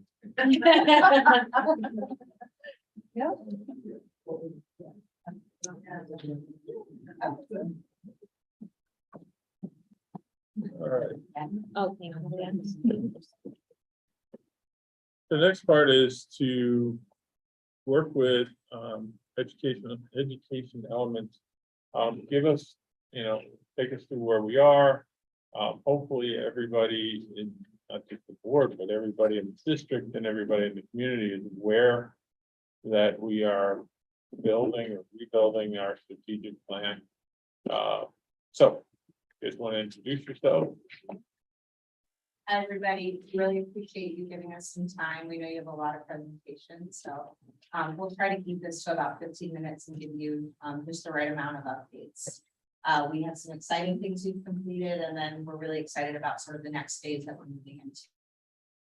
So that's what we're hoping to share. But my name is Gabby Hewitt. I'm a partner at Education Elements and have been supporting districts across the state with strategic planning. A lot of my work does focus in the Dutchess County region, so I've had the privilege of working with Millbrook for I feel like the last 2 years now. A lot of our methodology and our approach is learning as much as we can about the district and having a continuous feedback cycle where we can always use up-to-date data to help the district make decisions around setting those strategic priorities. So I have 2 colleagues with me today that are supporting this work. So I'll let them introduce themselves, starting with Colin. Hi, my name is Colin Thompson, and I am a design principal at Education Elements. And similar to Gabby, I work a lot with school districts across the state of New York and developing their strategic plan. So I'm really excited to be on the Millbrook team and supporting you with your strategic planning process as well. Hi, everyone. I'm Jenna Barkwitz. I'm a partner at Education Elements and excited to be here. Very similar. Work with some districts across the country around strategic planning and, And Jenna supports a lot of our districts in other states, so she's more here in a consulting capacity. We have one more teammate you're gonna see on the screen, Marisa Carrera Carrera. And she's been doing a lot of planning for this work as well. She supported BOCES districts and at the school level in strategic planning. So we purposely brought together this team for their thought partnership on how this might work in Millbrook. So two big goals for the next 15 minutes. One is just providing an update on the strategic planning work so far. You've probably seen things posted on the website or just maybe flyers around. So we're gonna give some color to that and let you know what those were about. And then also just give you a preview of what's coming up with our next phase of work, because we are sort of at a turning point in terms of where we are. So I'll go ahead and share where we've been and then hand it over to Colin to share a little bit more about that next phase. If you look at this, this is just a high level overview around our strategic planning methodology. It is a 4-phase approach. And typically each phase takes anywhere from 1 to 3 months. We had a little bit of a pause for the summer, so that's what you'll notice sort of in those dates. But we really focused on the first 2 phases of this work at the end of last school year. And the focus for this fall, moving into the winter and early next year, is the final 2 phases. So just from a high level, our first phase was all around what we call plan and align. We have an approach to strategic planning, but we don't ever say that one thing that worked with the district is going to work for every district. So the purpose of that phase is to learn as much as we possibly can about Millbrook specifically, to say, all right, this is the approach that we would recommend. This is what we would say is the current state of the district. We learn a little bit about the district team's goals for the future state, and we try to figure out what's the bridge that would be connecting those 2 pieces. So that's the focus of that sort of blue phase that you see there. We did a lot of that work last spring. That also included our first round of community engagement. So thinking about how do we start bringing in as many voices as possible for this process. If we're designing for our students, if we're designing for our families, and we're designing for our staff, we need to be able to hear from them as well to make those decisions. So we collected all of that data. We'll sort of show you a breakdown of how we collected that data in just a little bit. But we collected all of that data in that plan and align phase as well.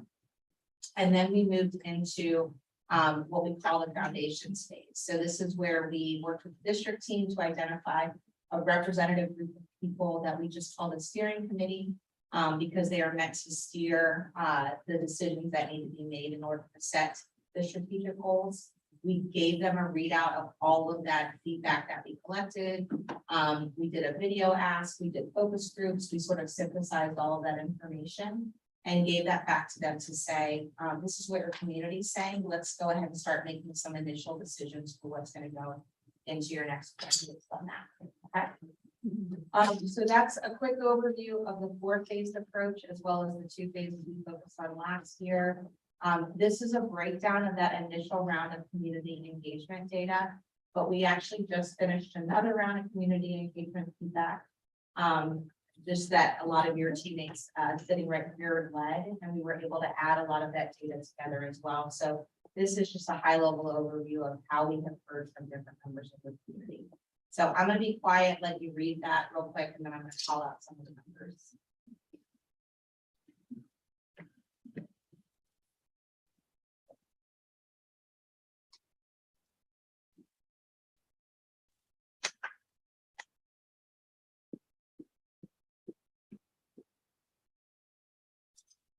All right, so all of the numbers, with the exception of the far right, were things that we collected last school year in that first round of community engagement.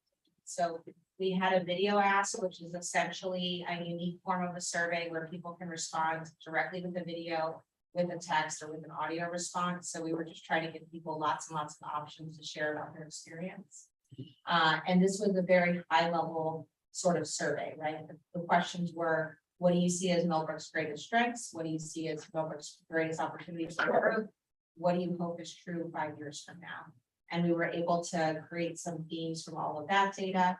We're really proud of the numbers in the middle as well, because this is where we heard directly from your students. We were really intentional about posting multiple focus groups at every single grade level.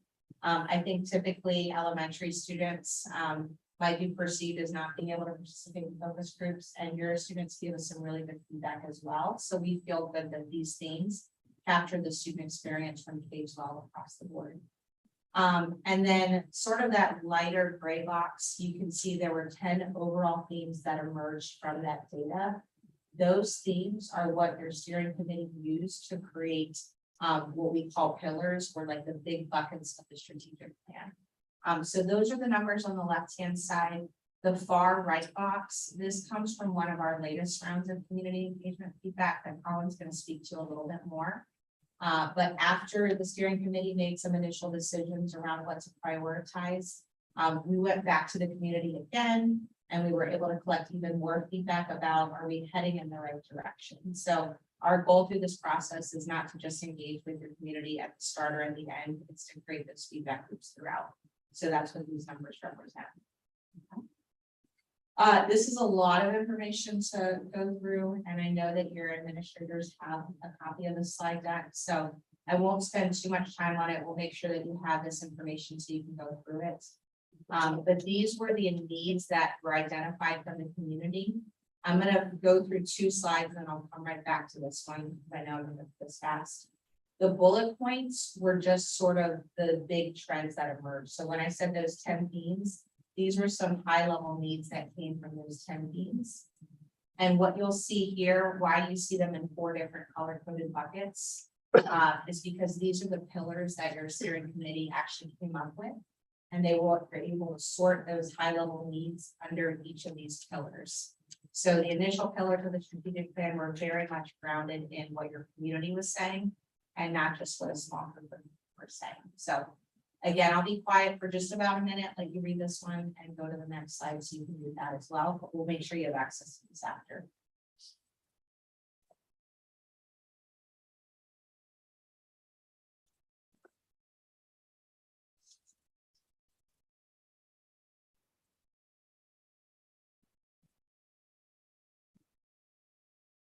I'm going to move on to the next one so you can see some of those too.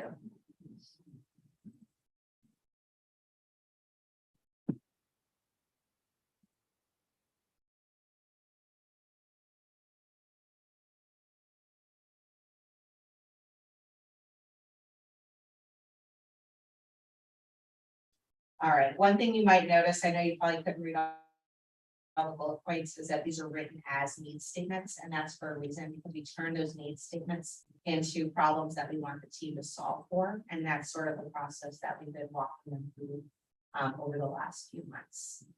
All right, last thing that I'll share, and then I'm going to hand it over to Colin. All of that data, all of those themes, and all of those need statements turned into this currently. So this is probably information you might have seen posted on a website or somewhere in the buildings. But Millbrook has used all of that to create a mission, which is essentially like a purpose, right? Why we exist, a vision, which we think about as the North Star, right? The direction that we aspire to head into, values, which is just what we believe. So every action we take should sort of align to these values. And then those 4 big buckets, those pillars that you'll see, that essentially hold up the plan, right? If we're successful in these areas, then we feel very strongly that we've been responsive to the needs identified by the community. All right, so all of that was accomplished last year and into the start of this school year, and now we'll sort of bring it forward into what we're moving into next. Thank you, Gabby. So as Gabby said, we completed kind of the plan and the line phase and then the foundations. We're currently in the design phase. So tomorrow, actually, and I'll highlight this in just a moment, we have design day 2, which is where we build out each of the pillars and the actions that will be taken in the strategic plan to support those goals of each pillar. And then we'll move into the launch and monitor phase. Our goal is to have this strat plan completed by February of 2023, so just around the corner. So I'll pause here for just a moment to highlight the dates. And we completed our first design day back in October. So there was a series of 2 design days. A design team was selected to cross representation of students, community members, teachers, administrators, who are all coming together to look at needs identified in community engagement through their capacity in the district, through their lens, and give their perspective and expertise on how we can address those needs and create concrete solutions to meet the goals outlined in the strategic plan. So as I said, we had design day one. We root our design thinking, or excuse me, our design days in design thinking. And we start with empathizing. We empathize through the community engagement, all of that work that was done last school year, speaking to students and families and teachers through focus groups and community surveys. We've done work that recently, I believe that's Friday, where a survey was sent out, an additional survey sent out to parents that had a very high response rate from families and parents in the community responding to questions that really drive to get information and data from the needs identified in that original data collected back in the spring. And then we defined those needs in design day one, and then started ideating, brainstorming solutions, actionable items to meet those needs. And that is how we landed to our objectives. So under each pillar, methods connected to sustainability and discourse, the design team worked on during design day one in October. They will continue this work tomorrow morning, right here at 8:30 a.m. on continuing building out, the actions to meet these objectives. I'm going to pause here for just a moment and allow you to read through some of these objectives that were identified under each pillar. And then I'll call out a couple of things.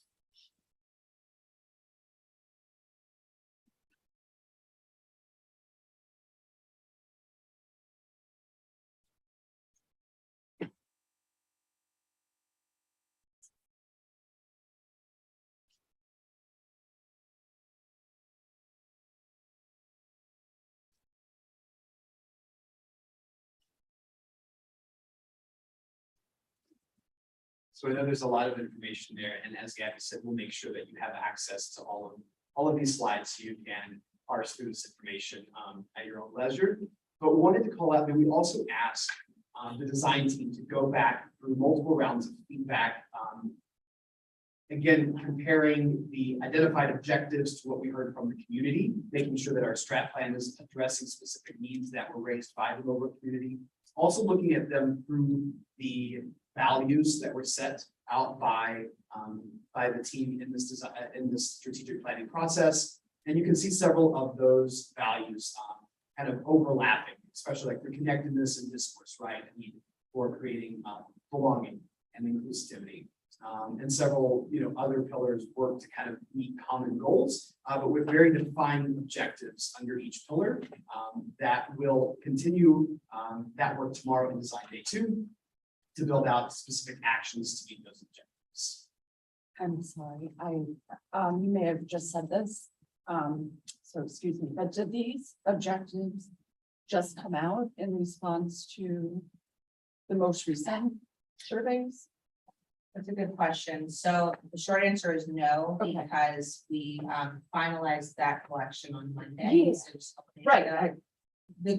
What the morning tomorrow is going to be dedicated to is filtering these objectives through the lens of true data. Got it. So there's a world where this is very much draft form, and there's a world where some of these are consolidated, maybe new ones get added, but yeah, Okay. great question. Thank you.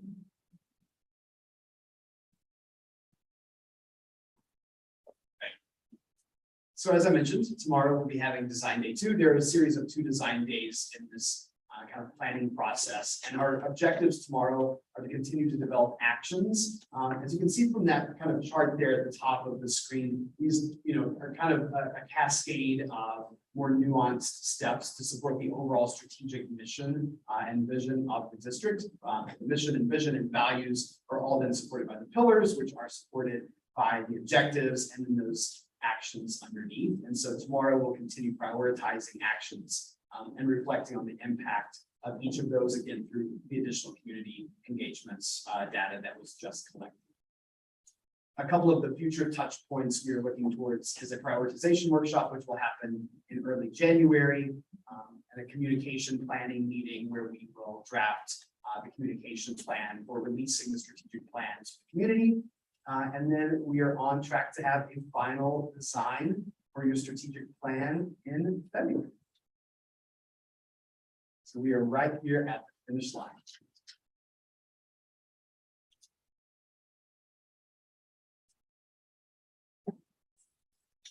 All right, that's all we had for you all. We try to keep it to 15 minutes. I think we failed a little bit, but we will make sure Caroline has the slides. I think your entire project team probably has them. So if at any point you have more questions, or if you want to just sit with it a little bit longer. I will say some of this information will become a little bit stale after tomorrow, because like we said, the steering committee, the design teams are going to go through it one more time. So we'll make sure the most up-to-date information gets somehow put it back to you all too. So, thank you for your time. Thank you. Thank you. Thank you.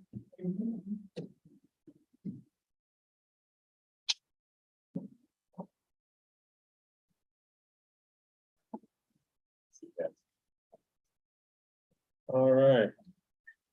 All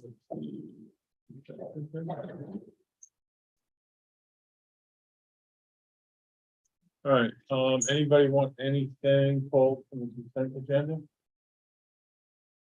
Do I have a motion to approve? Do I have a second? I'll second. Questions, comments, concerns? I just wanted to throw a thank you on the surplus books, having the full list Yes, of all the books. yes, they were good. Appreciate But I'd like to that. discuss number 4. Okay. The surplus table.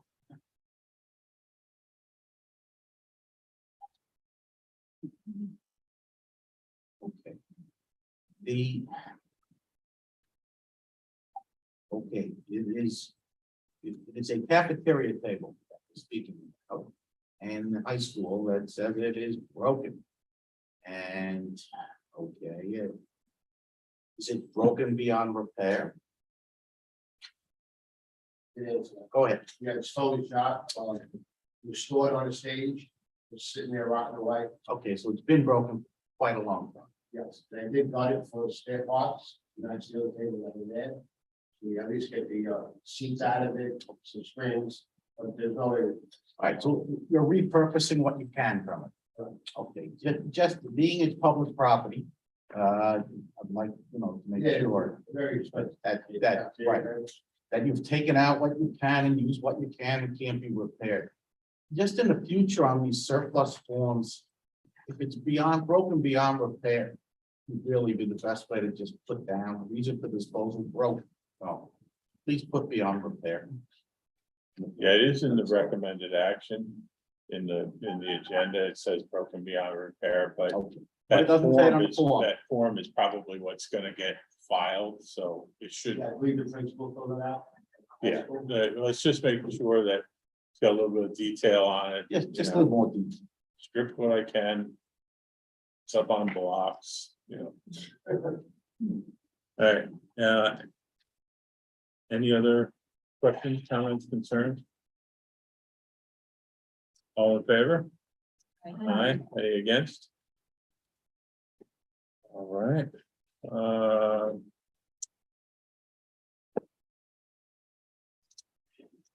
Discussion of the free and reduced lunch. Okay, so Jen had brought this up in a prior meeting and now on the agenda. So for the past 2 years, because of the pandemic, the school lunches have been federally funded, so we didn't have to have students, families fill out the applications to see if they qualify. NISBA is advocating for legislation to have New York State fund all school lunches universally across the state at not from the district budget. So I had a 3-step kind of idea. So one, possibly to engage and educate family members who may not know how to fill out the forms to qualify for reduced lunch, or may not know where to pick up the form, what documents they need. I kind of researched some of the articles from NISBA. Some schools set up like a workshop to help families fill out the forms or educate them about it, because we haven't needed them for 2 years. Some families that may have gone in before the pandemic may not have renewed them. So one is to get the students who qualify to actually apply. And to know that it is confidential, that when they walk through the lunch line, it's not like, oh, well, you have the free lunch, or this is the food you can get, whatnot. Two is if we want to support the legislation for New York State to cover the free lunches as a future plan, and hopefully if it passes, that would be great, save families money, families who don't necessarily need on paper the free lunch. And then three, if the legislation doesn't pass, maybe see how this would work within our district's budget to allow this for all students. So I'll give the pros and the rebuttals. So the pro obviously is that it's not stigmatizing children, it's getting food to children who need it, who haven't applied for it, but also destigmatizing it across the board. And through research in the articles that I've read, school lunches are, healthy. They meet a lot of the nutritional guidelines for children. And then it obviously saves families money, families who already qualify for free lunch, and obviously families who don't, but with gas prices and groceries and everything being so expensive, it does put money back in pockets of the middle class as well. The rebuttal is, well, why should taxpaying dollars go to this? Well, if wealthy families can afford this, why do they need universal free lunch? But then again, these are perks to give back to families who work so hard already. You might have more than one child in the district. Obviously, I think for our district, if it was just school lunch 5 days a week, that's about $60 a month per child. So with prices for everything else increasing, it could be advantageous to families who still don't qualify. And then if Jen wanted to add anything. Yeah, because there was an article in the NYSBA that talked about some schools that what certain schools had a very large percentage of students that maybe didn't qualify for free or reduced. That the school was like, we have to feed them, we are gonna do it, we're probably gonna lose money, so it will affect the budget. But I did see what, if we can roll it out to parents, if we can get that out there. I believe, correct me if I'm wrong, that when the kids go through the cafeteria line, whether they have $0 on their account or 500, they still get lunch. Is that correct? And there's no, and if I'm a free or reduced and she isn't, there's no way to tell, right, in our school. Okay. So, but it just talked about the pandemic really brought this to light, where they had free and reduced, or they had free lunch for everybody. And just it talks about certain school districts and what means they're trying to go and use to get these kids fed. So I don't know if there's a way to, I don't know what our school looks like in that regard. I don't know if there's a way to tell. But I do believe that post-pandemic, there's a lot more parents who could use it. So I think we, as a community, as a school, if we can, should do everything that we can to try to get this program back. Or I don't know if we can fit it in the budget, but I'm with Dina on advocating for this as much as we can.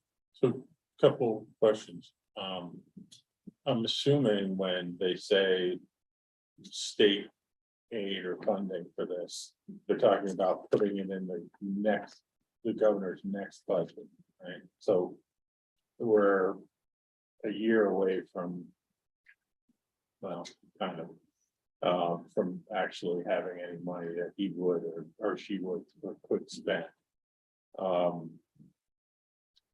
The second, so if we look at pre-pandemic, were we 40% free or reduced? We just hovered under 30%. Under 30? So Which is what, about what's being 29.9%. so, I mean, what kind of hit is that to the budget? About, I mean, I know it's like $84.60, but is it a $10,000 hit? Is it $100,000?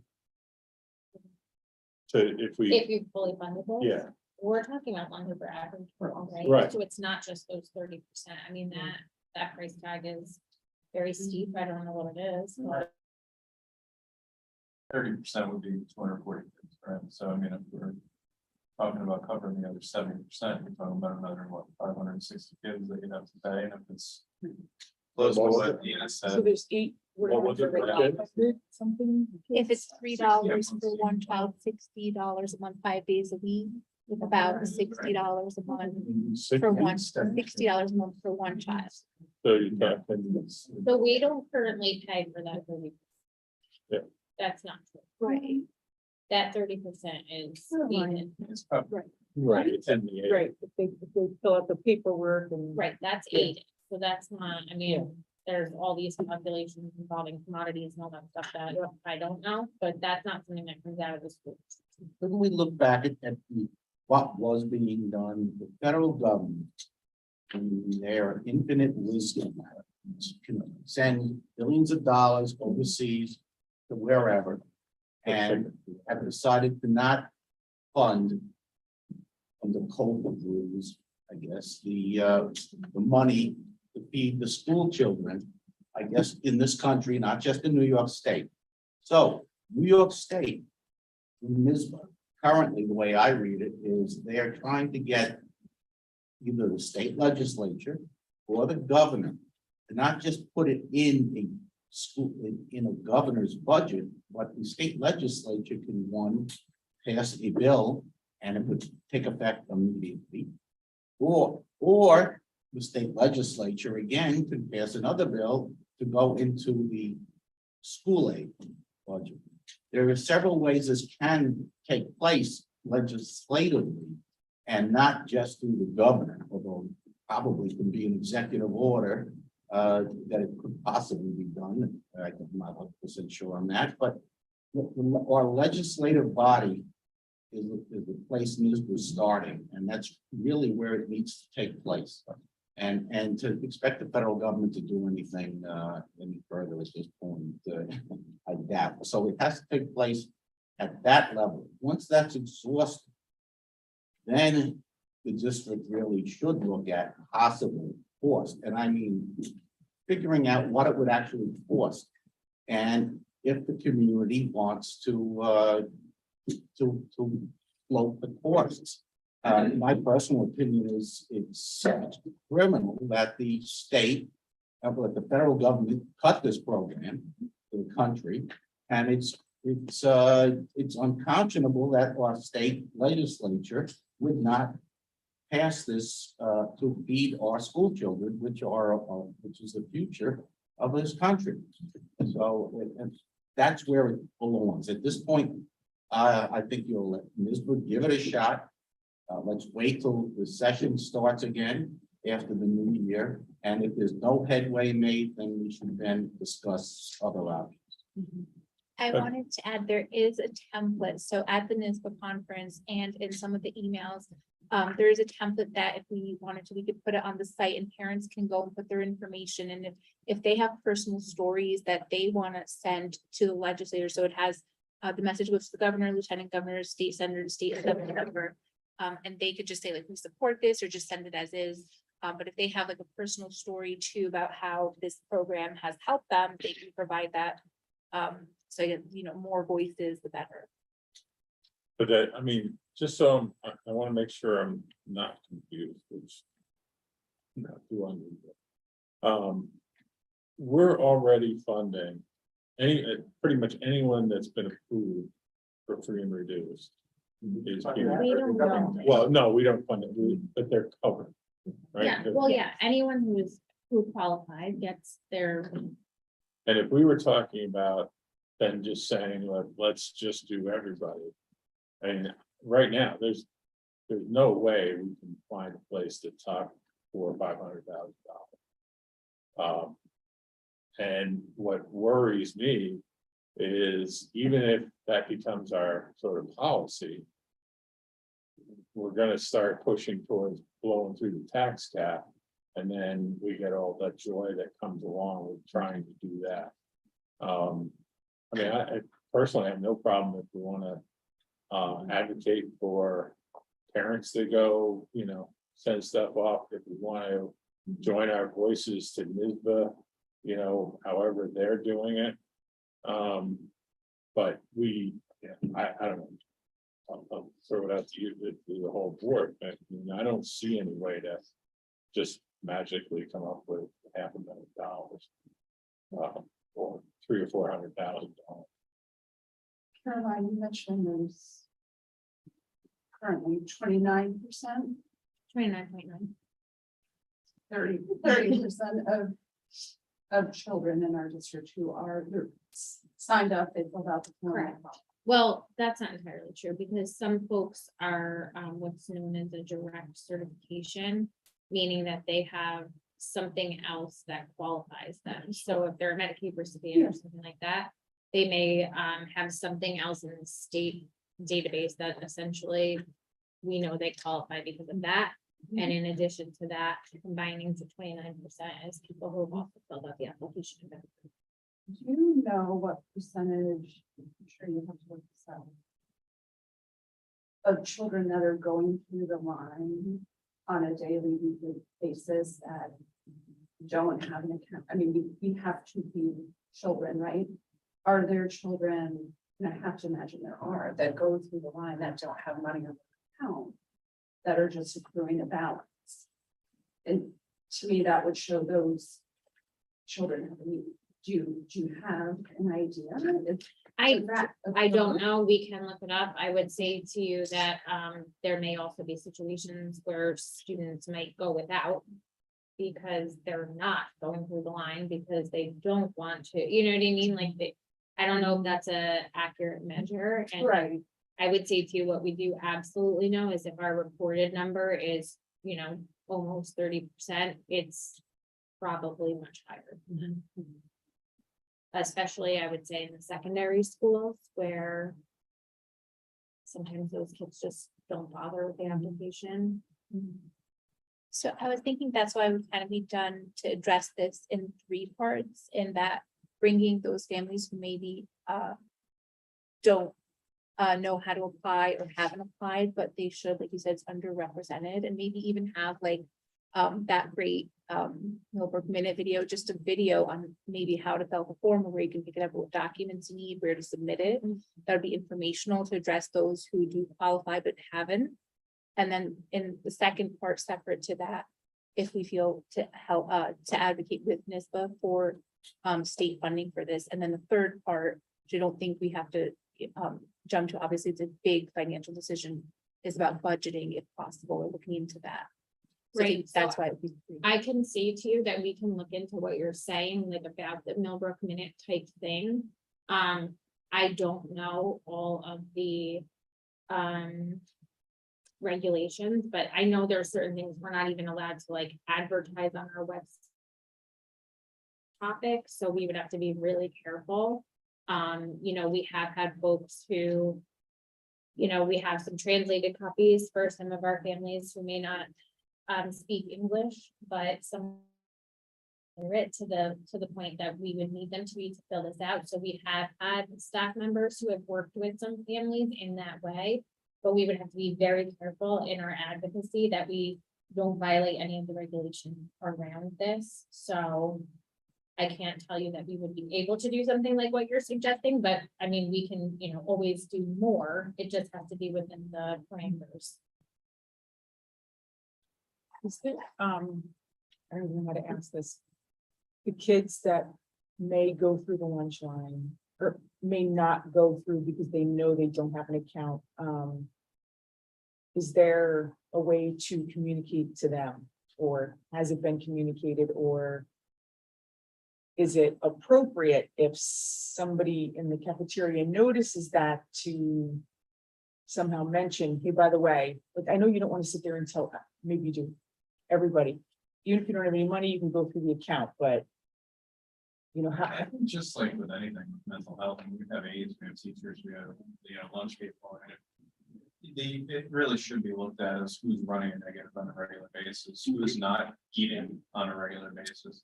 And that information, obviously kept confidential, but in some way, shape, or form, see if we can support.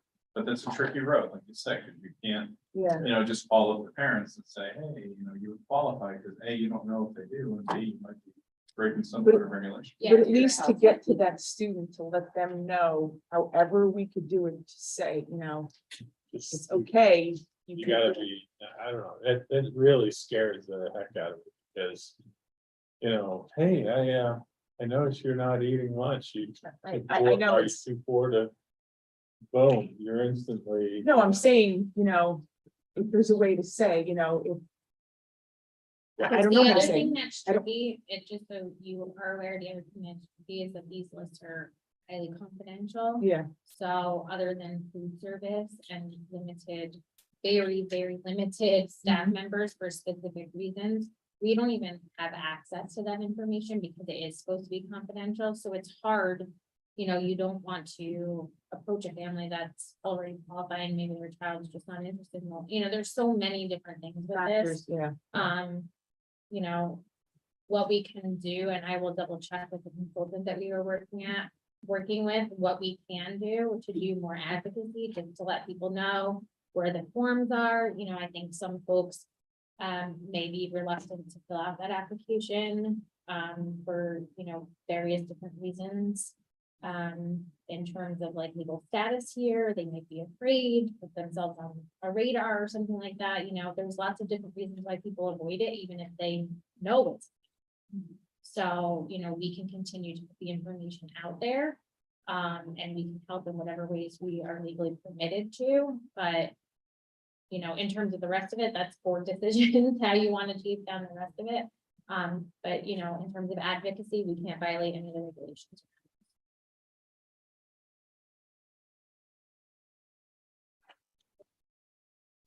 So is NISBA taking it forward? They Like, are, basically they threatening also to do stated so? like at lobby day, they're gonna be advocating for healthy school meals for all New York kids. So they are campaigning for it. They said, basically, if anybody is interested in joining, they're gonna advocate in Capitol Day on January 10th. And then they're having a virtual Capitol conference on February 10th in person. And then again on lobby day on February 15th. Are any of the other districts, like, writing letters and stuff to NISBA or to the state? I don't know specifically which districts, and some of the districts out here already do have universal lunch, I believe, because of the rate of the students who qualify.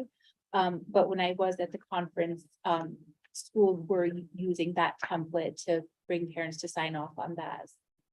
In support of it, or in school. I mean, putting it like, on the website. Or, is Wappingers sending a letter basically saying, state needs to do something about this? I don't know specific districts. Because I haven't heard at the Dutchess County School Board, I haven't heard anybody talk about, advocating for free lunch, basically free lunch for everyone. Now, doesn't mean they're not doing it, just hasn't come up. I'll ask at the next Dutchess County, because if they're looking, in a lot of cases, a letter from Millbrook is kind of, and if they get another one from, I don't know, Red Hook, it's kind of, but if you get one from all the school districts in Dutchess County, it holds a lot more weight. Can we like suggest that to Kelly? Like, can this be Yeah. a topic in the meeting? Yeah, we'll I'll bring it up next. We just had our meeting on the 1st of December. But I'll bring it up at the next one. And not to throw in additional fold, but when the students were receiving free lunch, they were also receiving free breakfast. Right. Yeah. All right, Thank you. okay. President and Vice President's report. The only thing really he had was, so every morning, or every month, the first Thursday is Dutchess County School Board Association.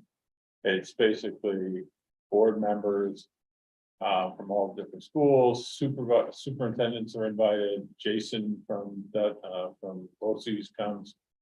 And we go through a lot of,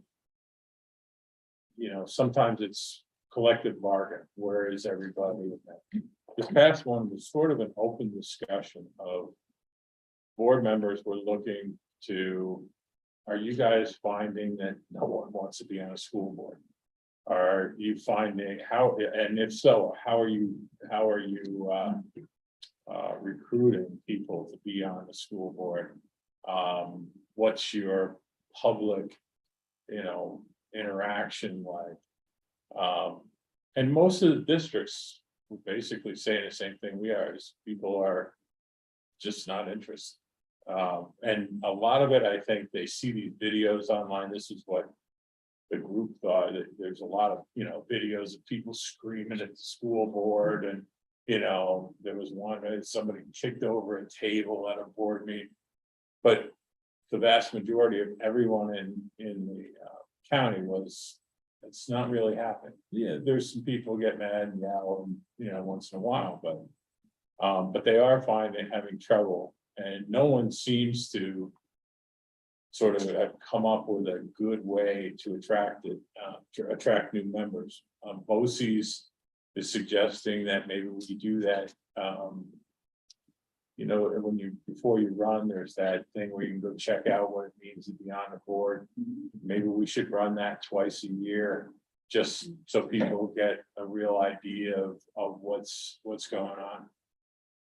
So, like I said,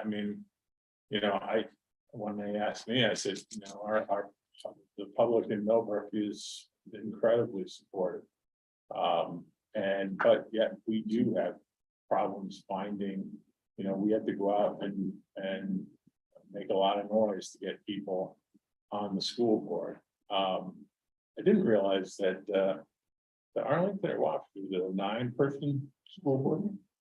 I can't even imagine how that goes. But, the second thing was kind of got a little upset is the subject of this Dutchess Community College now charging parents.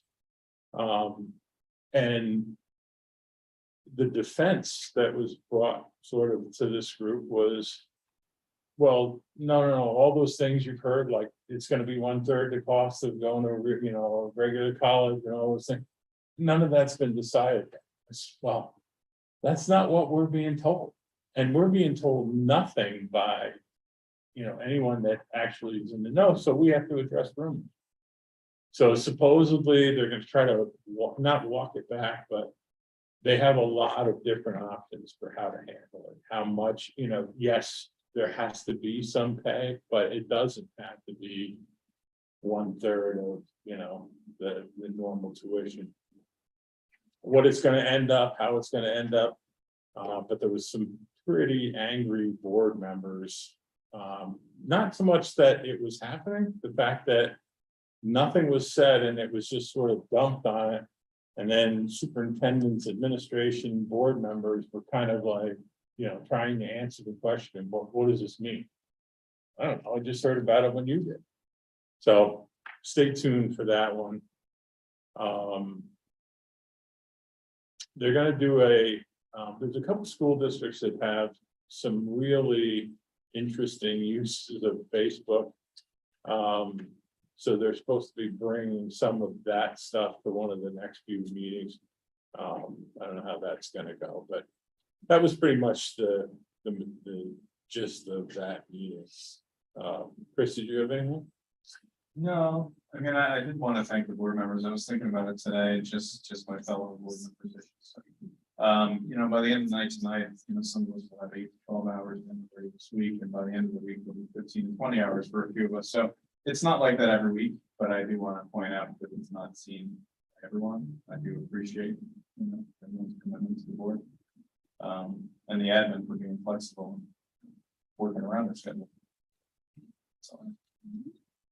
Oh, and there was one other thing was, and it's in the public content. Amy's looking for board participation in the counseling advisory district, school counseling advisory council. So there's Amy. I'm happy to do it. Write that down. Wait. On the record. Yeah. All right. Anyone else? Let's see how fast I'm changing. Interim superintendent. There you go. Yeah, so I did have a meeting today with representatives from Dutchess County Superintendents. Jason from BOCES was there and we met with representatives from Dutchess Community College. I think that there is a lot of noise around this, around the county, rightfully so. I think that from what I understand, the die has been cast. There will be tuition fees, but the conversation has sort of turned the corner a little bit on, and how do we help at this point? There will be course fees. Okay, fine, but we still have students who aren't going to be able to afford that, and that's really where our advocacy is going to have to be focused from this point forward. We do have some legislators who are interested in the conversation and seeing how the county through their budget surplus can support some of this cost. It's not going to remove the cost in its entirety, but as Carrie had mentioned, we're sort of looking at the 1/3 of the regular cost tuition and possibly additional support for students who fall into that free and reduced lunch category to be able to support them, enrolling in these higher level advanced courses and having some equity of access in that regard. So I will keep you updated. There will be a letter going out to the community from myself just to let them know, hey, listen, I don't have, like Mary said, I don't have the exact course fees. We know that the plan is for a 1/3 tuition. The problem is we don't know what tuition will be. We have an estimate at this point of tuition as it is, with an approximate 5% increase ish for next year, and our students will pay 1/3 of that. So we'll be able to give families estimates. We will not be able to tell them what that exact cost will be until probably April or later. If the district is paying, do we even have a mechanism to do payments? So to be very clear, the district, as it is structured as a per pupil cost, we cannot But I pay thought- that. I thought it says before, like, the bill will probably come from Dutchess. Well, the school, we didn't have to. Yes. I'm asking, is there even a mechanism? Yeah, there is. So we also partner with some private colleges, and our students pay tuition. So what ends up happening is, that the students will bring a check, the check is deposited, and then one check is cut to the institution. The difference with that being that, some of those much larger private colleges are able to offer reduced tuition for these students who may not otherwise be able to participate. Up until today's discussion, I didn't really hear much in the way of options from Dutchess, but we are hearing some more of that conversation now. We also discussed with Dutchess different mechanisms for districts to be able to participate in the cost share with students, if it were a program that benefited the district as a whole, or the high school as a whole. Without dropping Dutchess Community College and going to these private ones that have these options with people that are entitled to federal reductions. Yeah, and I can't tell you that those conversations haven't already crept up, and I can't tell you that might not be options that we may be forced to explore, because unfortunately, right, we are so small. We aren't going to be able to run a Dutchess class for 5 students and a regular, say, English 12 class and an AP class, for others. So we're going to have to make tough decisions. Well, not just us, I'm wondering if the districts themselves would wield a shield, more or less. If they would agree, the superintendents would say, we're dropping Dutchess, and we're going with X, Y, or Z, and Dutchess then loses what they wanted. Yeah, and I mean, I think, I don't know right, I don't know what the end outcome will be. I mean, all of those conversations have absolutely bubbled up. And we'll see. I intend on doing best for our students. I know. If that's Dutchess or that's private, whatever it is. In other news and instruction, we've had some fantastic presentations for our students. Most recently, we had a presentation for the National Alliance on Mental Illness, NAMI. And we have also had some financial education for grade 8. That presentation will be repeated for our high school students. After each of these presentations, Samantha is Holzborg. She's our supervisor for student services, and she's creating a survey that's tailored to each of these presentation opportunities to get feedback from students, from families, from teachers, to see what's really impactful. What information would students like to know more about with each of these, so that we can continue to create and maintain a really robust SEL program. And part of that is also that counseling advisory panel. So they have been reworking the district counseling plan. And they're in the final stages, and they're looking for some partners from the board to be able to review that, make recommendations, and to have that plan approved. An update from food service, which is really exciting. We were able to hire a new custodial worker. Stanley is his name, and he has been working in tandem with the food services department. So one of the things that we know is we were looking for a person who was able to assist food service in some of the inventorying and moving product and that kind of thing. So he's been doing that. I know it's been a huge help to the ladies, primarily in this kitchen. That's where most of our food is stored. So that was a huge victory for the district. As Elliot mentioned in our Millbrook Minute, we do have other available positions that we're looking to fill. So please go to the website if you know of anybody who's interested in work. In other community news, I want to thank everyone that's provided input into the district's strategic plan. In the past week, we've gotten some really good feedback, and I know that people feel like we've been bombarding them, and I feel badly for that, but we are really looking for the community to help us craft this plan, so it's something we can all take ownership of and move forward over the next 5 years. I want to give kudos to our second graders who did a great job at the Parade of Lights. They were caroling by the tribute garden, if you were able to stop by and see them.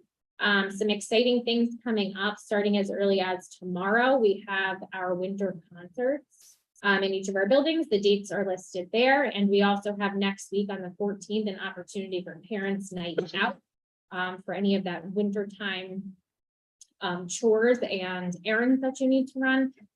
You can sign up in your child's elementary school. You can contact the main office and they can give you details.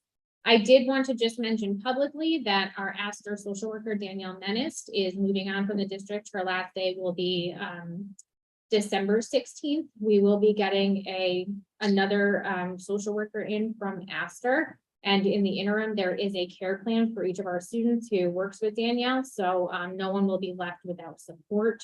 I did reiterate to Astor that this is a really difficult time with the holidays and everything. It can be an emotional time for some of our students. So I wanted to make sure that our students will have support in the interim, and I was assured that they would. We had a safety team meeting today. We have a culture committee meeting on Thursday. If you're interested in joining the culture committee, please be in contact with my office. In terms of some of our funding, I just sat in on a legislative committee meeting for superintendents around the state. Some of the conversations were about civil service shortages, as well as some of the recommendations for alterations to civil service policies that are coming forward. We have school safety funding money that they're looking to advocate for, and also some foundation aid money. A lot of the discussion recently has been around how much more than just educating kids schools are being asked to do at this point. So, a lot of advocacy is being pointed in that direction. Like, we need the aid to be able to afford all of the stuff that we're doing above and beyond our classroom activities with students. And in addition, I listed all of the upcoming events planned for the school year. NAMI, as I said, just happened this past week, but we have so many SEL events that are really exciting coming up for our students. And also you can note that there are some opportunities for training for staff. There's an ACEs presentation. ACEs stands for Adverse Childhood Experiences. Some of those things may be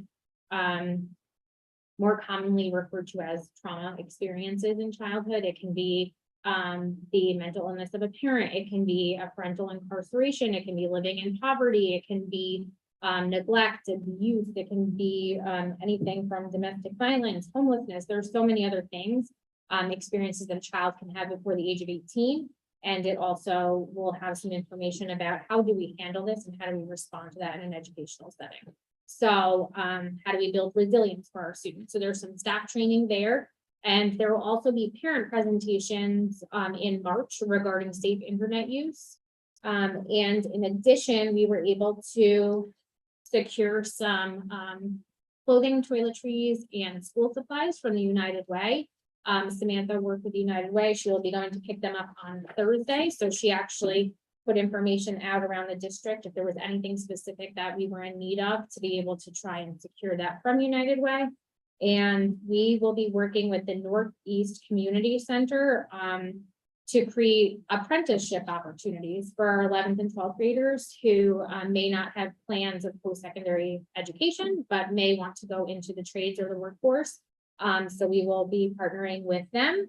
And we have the Hour of Code coming this week in our middle school, and Elm Drive is going to look to have that as well.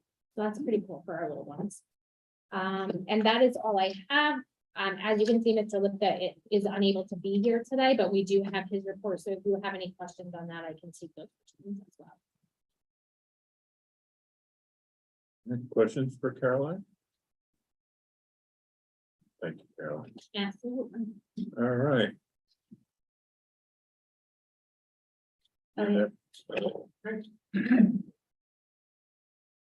Just in the business office, I just want to publicly thank Camille Patron for her years of service to the district. She finished her full-time tenure with us in the last couple of weeks. She's going to be consulting with us going forward and still retaining tax collector responsibilities. So very appreciative of everything that she's done for us. Paige Emerson is her successor. She's done a fantastic job. He was also one of our clerks in the business office, doing an incredible job too. So we're almost to full staff. We still have vacancies. Please go to the website and see what's available. The video. I think the video is.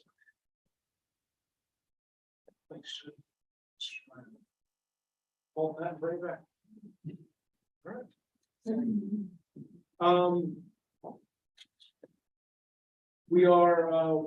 We've started working on our budget prep, background information for the 22-23 budget cycle. Ashley Burnham, our treasurer, doing a great job of getting the foundational information together and coming weeks to scheduling our meetings with our budget builders to start putting the big pieces together. Our transportation bid is due tomorrow at 1 p.m. We did have 4 contractors attending pre-bid meeting. There were 2 addendas sent out following that meeting, and hoping to get a good response tomorrow. So by the next board meeting, I'll have some information on that one way or the other. I'll let you know. And just for those that may not remember, we're doing this in partnership with Dover Unified School, Union Preschool District, sorry, just up the road. I'm not going to list all the positions, but please, if anybody's interested in work, go check our website under our district employment opportunities. We have ongoing recruitment specifically for nursing subs, teaching subs, and custodial worker substitutes. So we have a very low number of substitutes available across the board, and anybody that's even interested in commitment or for DM work, we've got opportunities all over the place. No experience is required for some of these positions. Some experience or education for others, but please inquire if you're interested. From the instructional technology division. Sean Jocks is working on our single sign-on integration update. So we're just adding different platforms, our most common educational and assessment platforms to our single sign-on solution. And it's going well. Our OSC audit corrective action plan, I believe, is approved this evening. So thank you, board, for that. We are already in progress, making progress in that direction, but we did need formal approval to submit to the state. We took care of today, so thank you for taking care of that for us. I'll let John speak to the repair reserve project and other things going on. Caroline did reference Stanley joining our team. We've also had Colleen join our team. And I want to just give a shout out to our 2 newest people, Stanley and Colleen, and Mike Curley and John, specifically our custodial workers that have been working in almost every building every day to help us while we're short staffed and really address certain specific needs throughout the district. Can't speak enough for Some of our custodial work is really going above and beyond.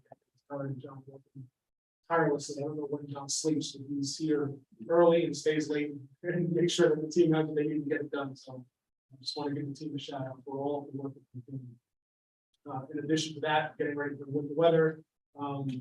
Again, thanking the board for supporting our intermunicipal agreement with Range Highway Department. They've got us stocked with road salt and sand mix, and we're ready to rock and roll. Should the weather come at us, we're ready to go. Fantastic. Capital project update. So echoing Mr. Rosenberg's sentiment earlier, thank you, board members, for giving us so many hours of your time, and especially in recent weeks. We spent probably the better part of yesterday interviewing construction management firms.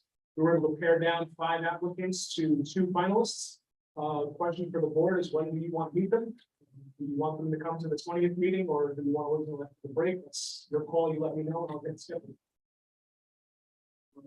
So talk about it today, or you can let me know after the fact. Our capital outlay project, which is phase 2 of the secure vestibule at Millbrook High School, is we did receive comments back from the state education department. I'm working with the architect of record on that to get the final documents submitted to respond to those to that feedback and get us finally approved so we can go out to bid. Thank you, Mr. Hartwick, for signing some of those documents tonight. We're going to get that back to them as soon as we can. Hopefully, we'll be out to bid very soon. And as far as our next capital project, so I did want to speak to our capital project timeline. We heard from some financial advisors tonight about potential May vote. We've been thus far moving towards a May vote. I have discussed with bond counsel, with the architects, the pros and cons of pushing that agenda as written.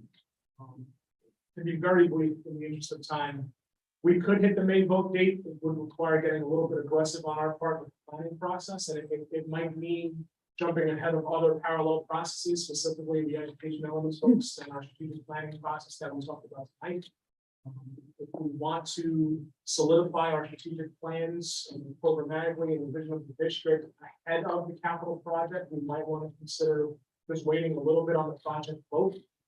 If the board is supportive of delaying the project vote just a couple of months, we could feasibly go out for a November 7th vote just after we return back from break. What that allows us to do is to spend the balance of this school year really finalizing our strategic vision for the district, which will inform the program decisions, which will inform the construction design for the academic piece of the work that we're planning to do. And then filling in the rest of the project, rounding it out with the more physical plant needs that we identified in previous presentations. So I did want to bring it up tonight as a discussion item for the board. There's positives on both sides, but I feel like, to be quite honest, if we just decide to wait a few months, it might buy us a little bit of time to really fine tune our vision for what this project could look like in this first phase and essentially the subsequent phases that follow. So my 2 questions for the board are, when do you want to meet our construction managers, and how do we feel about putting the vote back to November?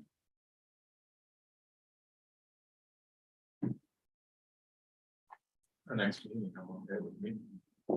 Wait. Well, what's, how bad is the 20th? We did push a couple things there. Well, you have another group. No. So probably not. So then. So why don't we talk to the project manager on the 20th? Just how long would they, right, since we already talked to them, how, like, it could be a.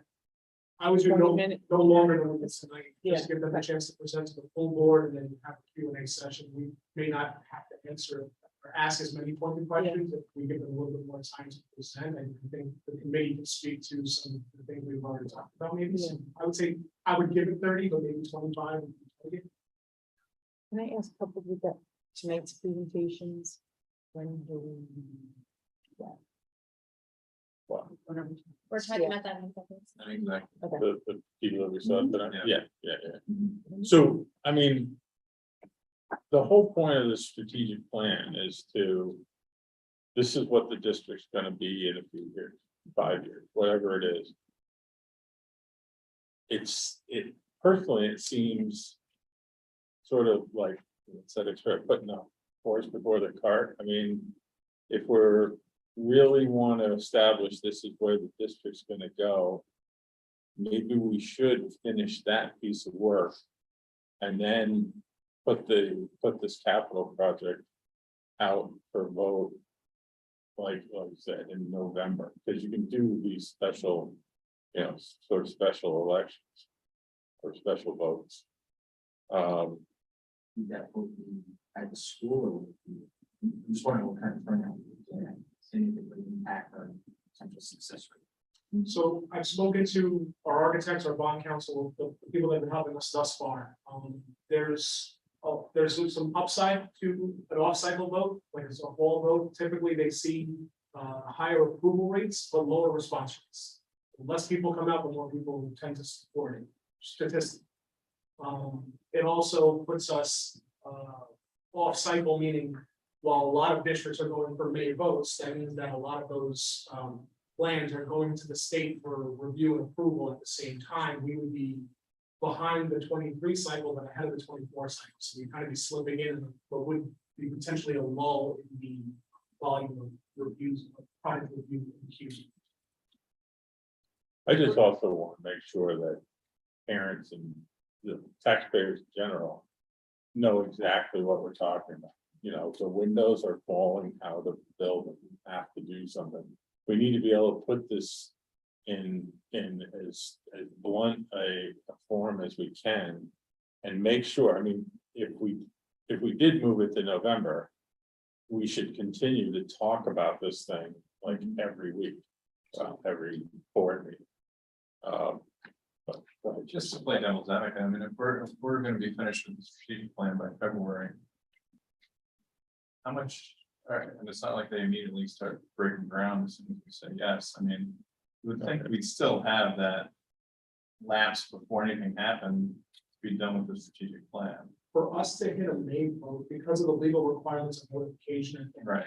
prior action that has to be taken, things like secret, things like, designated agencies, and I have a whole timeline I can share from bond council, the legal stuff.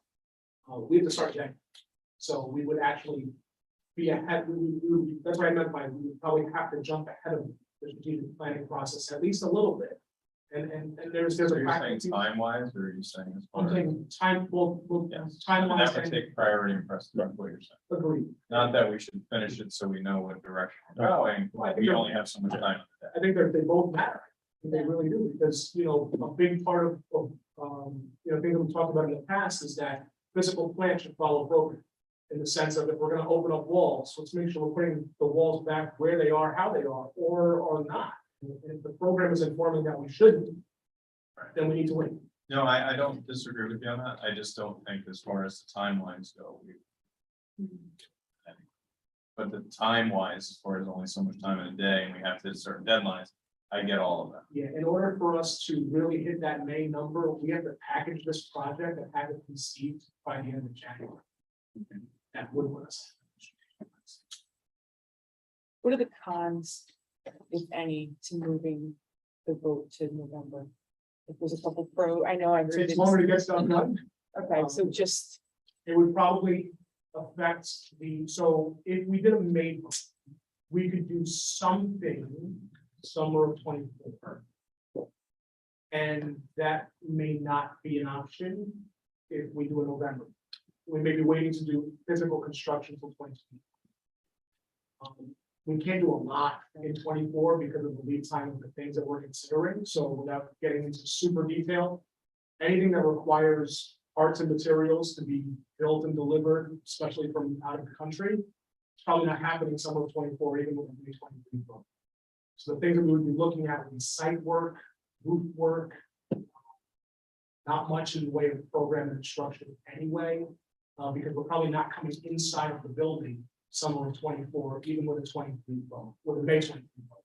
okay, So that's really the con is those things that we might have been able to get done if we accelerated the review process and the stars align summer of 24, we're probably pushing all of that work off into the school year or summer of 23. and there's nothing, whatever the word I'm looking for, like the house is not gonna fall apart before then type thing. Well, if we make the decision now, we're going into our budget cycle. So, one of the things that the board blessed us with this year was that repair reserve. So we can address those emergencies that pop up and, I would say that we would, hopefully be able to replenish that reserve in its entirety this first year, not have to wait 2 years to fund it again. But that's a great cushion to have, and John's guys doing a great job of, identifying critical issues ahead of time. Right. We would just, kind of keep on keeping on the way we've been, for another 6 months. Is the entrance of Elm been fixed to this project? The entrance of the, so we completely closed that Right. authorization without doing the physical work. Okay.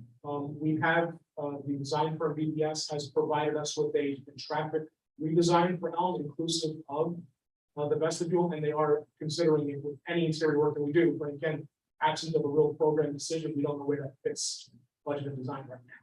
But if we do it, it would be next. And by waiting till November, it also gives us time to present this properly to the public.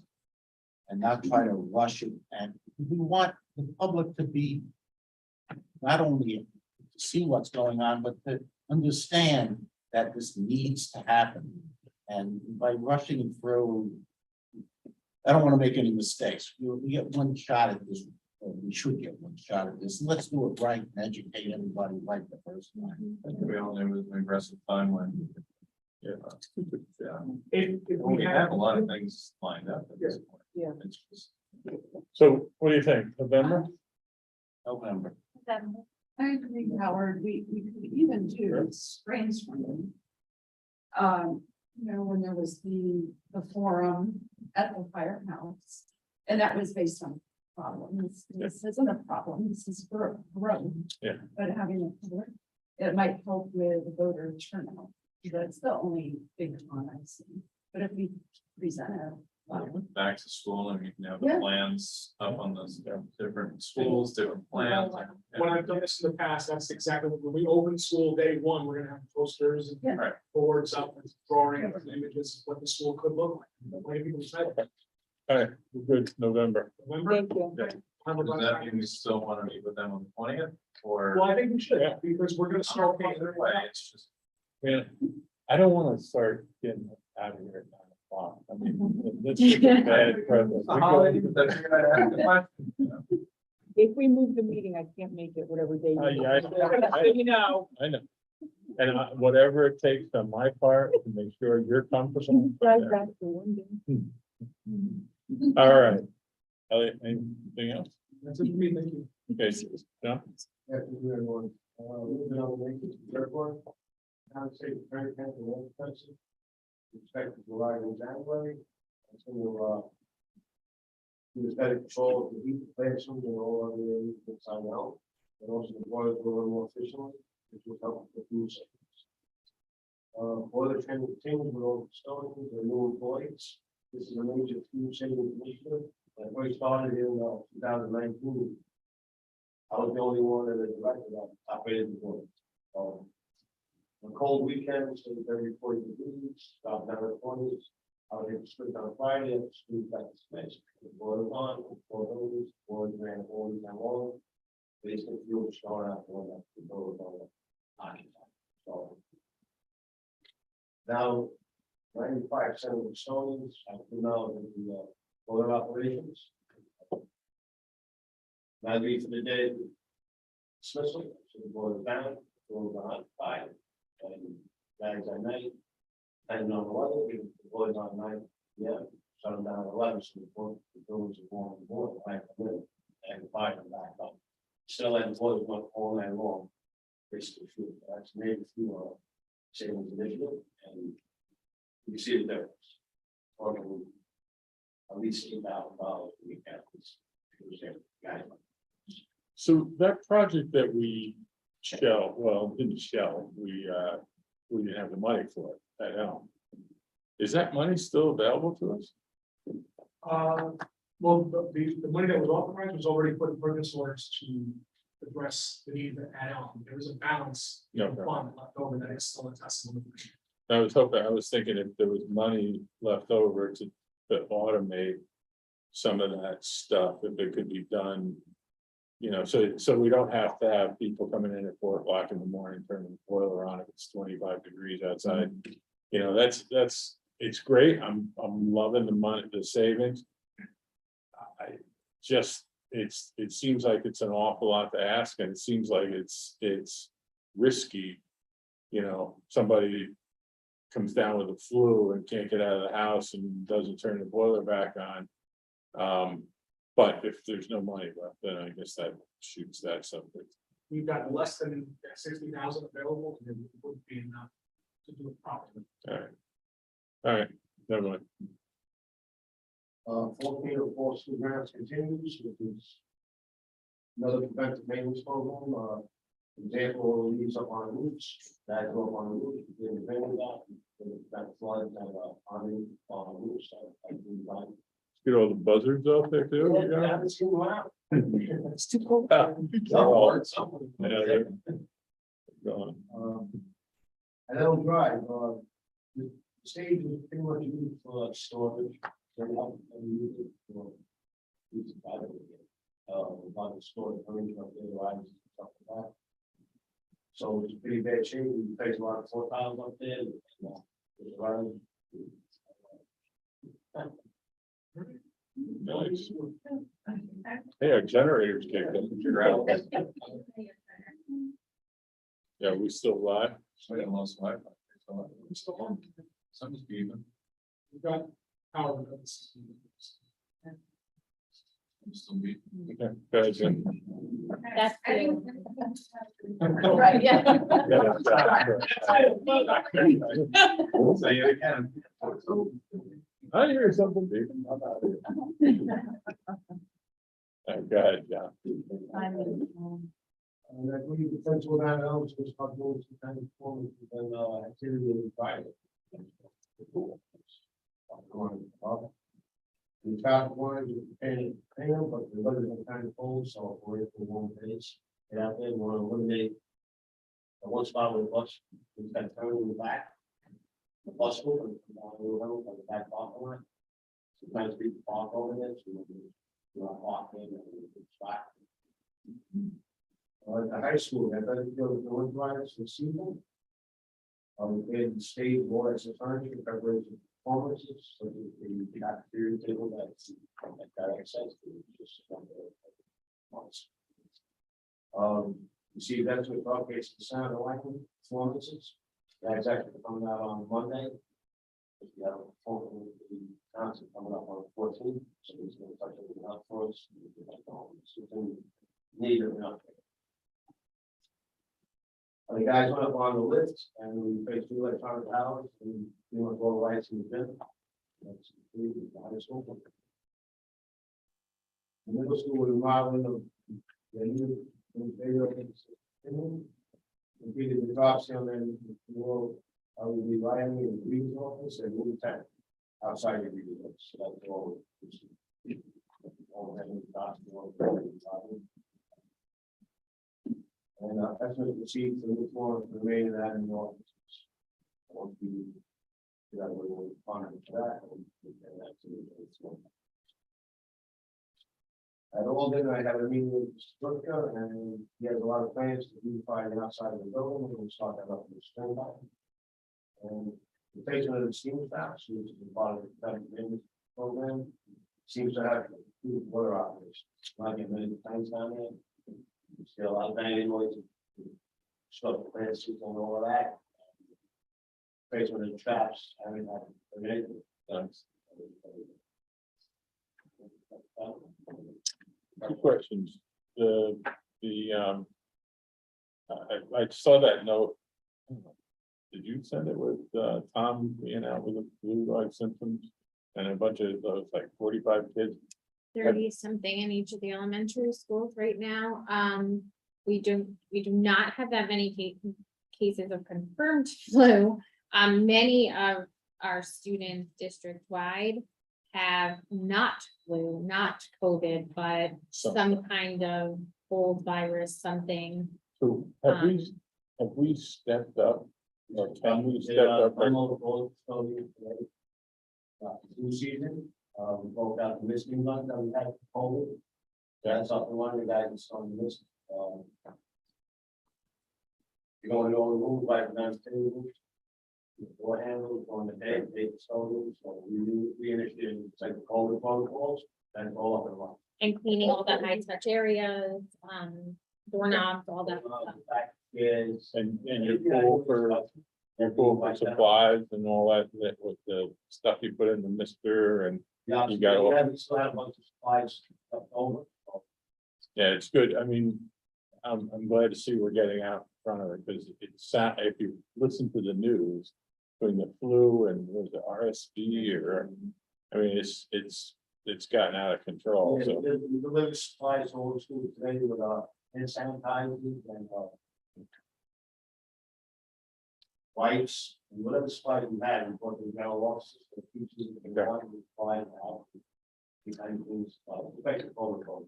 Yeah, and we're also putting, like advocacy posters of just reminders for flu season about, cough up to your sleep, like into your elbow, not your hand, wash your hands. If you have symptoms, please stay home.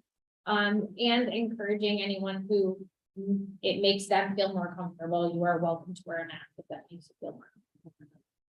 And second question is, have we gotten any status change on the air conditioning units up at the high school? Didn't you order parts or something for it? We have two estimates, from different companies, I believe, but we get another estimate from train. Both on the third one, yeah, both of those estimates exceed our left in reserve. We're gonna try to fill them apart, maybe just do one of them, but I want to bring a third vendor. Okay, all right. That's it, John? That's it? I mean, that's all you got to say? Didn't mean it that way. And now you got Elliot answering beeping noises, so you're good.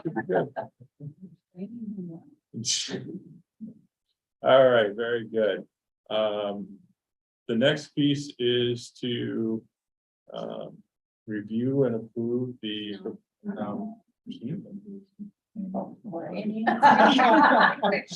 Don't take it personally. Doesn't anybody follow my lead? I'm wondering.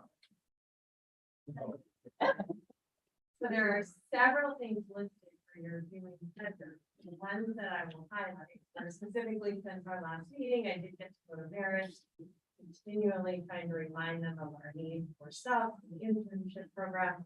So they had invited me to the graduate program conversation night, in which I sat with their adjuncts and full-time professors to speak through how their students in their program are doing and what kind of needs and I guess they're working on their accreditation.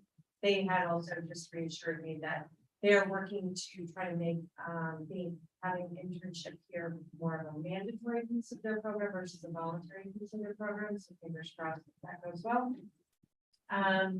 I do have 3 students from the high school that have indicated interest to their counselor about potentially going to visit the town board during town meetings, the first 3 Wednesdays of the month. With Justice Panko. So that hopefully will come to fruition after the holidays. And I also spoke with Montreal about that, which I heard in November. And then I will hopefully with the next meeting in January, I'll definitely do this. We had 11th grade students attend human rights that's not assembly, but workshop through both seats today at FDR. So I'm really looking forward to that. It's also in the recommend from Mr. Site. So have it. The active pleasure. Good. See, all I have to do is just kind of push them a little bit. Very good, thank you. And any questions or thoughts about Tom's presentation? Anybody? Okay, well, if you talk to Tom, tell me, I hope he feels better. Thank you. All right, now, the budget calendar. Review and approve. Do I have a motion to approve?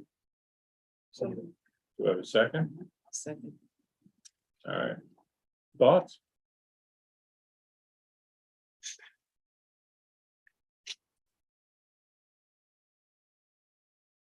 None.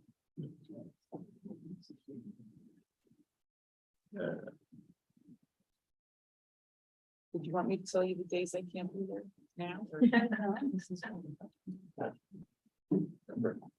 You can Zoom anytime you want. But you cannot be last time on the budget. Anything? Not- I mean, this May, when is the vote?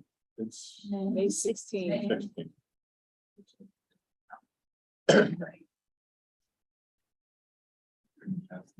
Yeah. I was wondering if this is longer than that. Okay, all in favor?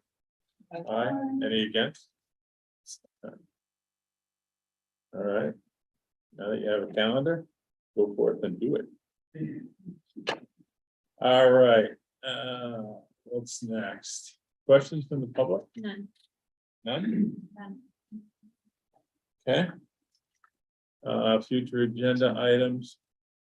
Maybe we could, if you talk to, won't be for next meeting, but you talk to NISBA about, what kind of input they're looking for, and if you can do that before the January county meeting, then hopefully they can bring it up at that meeting, see if they're interested. Okay. All right. I just have one question. Mhm. I don't know if this is scheduled, upcoming. But I know recently we had some high school students, audition for all county band and chorus, and they, I don't know the words, they were approved. They're on I saw the picture on the website. Would we bring those students in? Okay. I think didn't we bring? Brought the in NISBA full list last year. la- The ones that we, in the past, when they medal, right? Yeah, when they medal, then those are the ones that. Okay, I think it was canceled last year before COVID, but I think they were still brought in to be acknowledged. Oh. Yeah, I thought- there's all county, but then also NISBA, so there's two different, but I don't know, I saw they were on the website in November, and so then I wasn't sure. Okay. Just to make sure. Yeah. I mean, we should be able to celebrate, especially celebrating our students. May perform. Or is that really, yeah, I'm gonna. I thought what we could do is have the high school play come in and do, maybe a 45 minutes to an hour thing or. I And can't then, make see, that at the meeting. end of the meeting, you will then give me hell because, oh, it's after 10 o'clock. Think about it. What meeting do you want?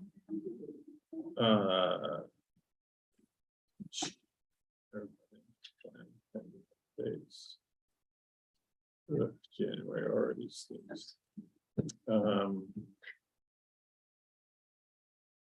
Yeah, why don't we see if early January works, the first January meeting?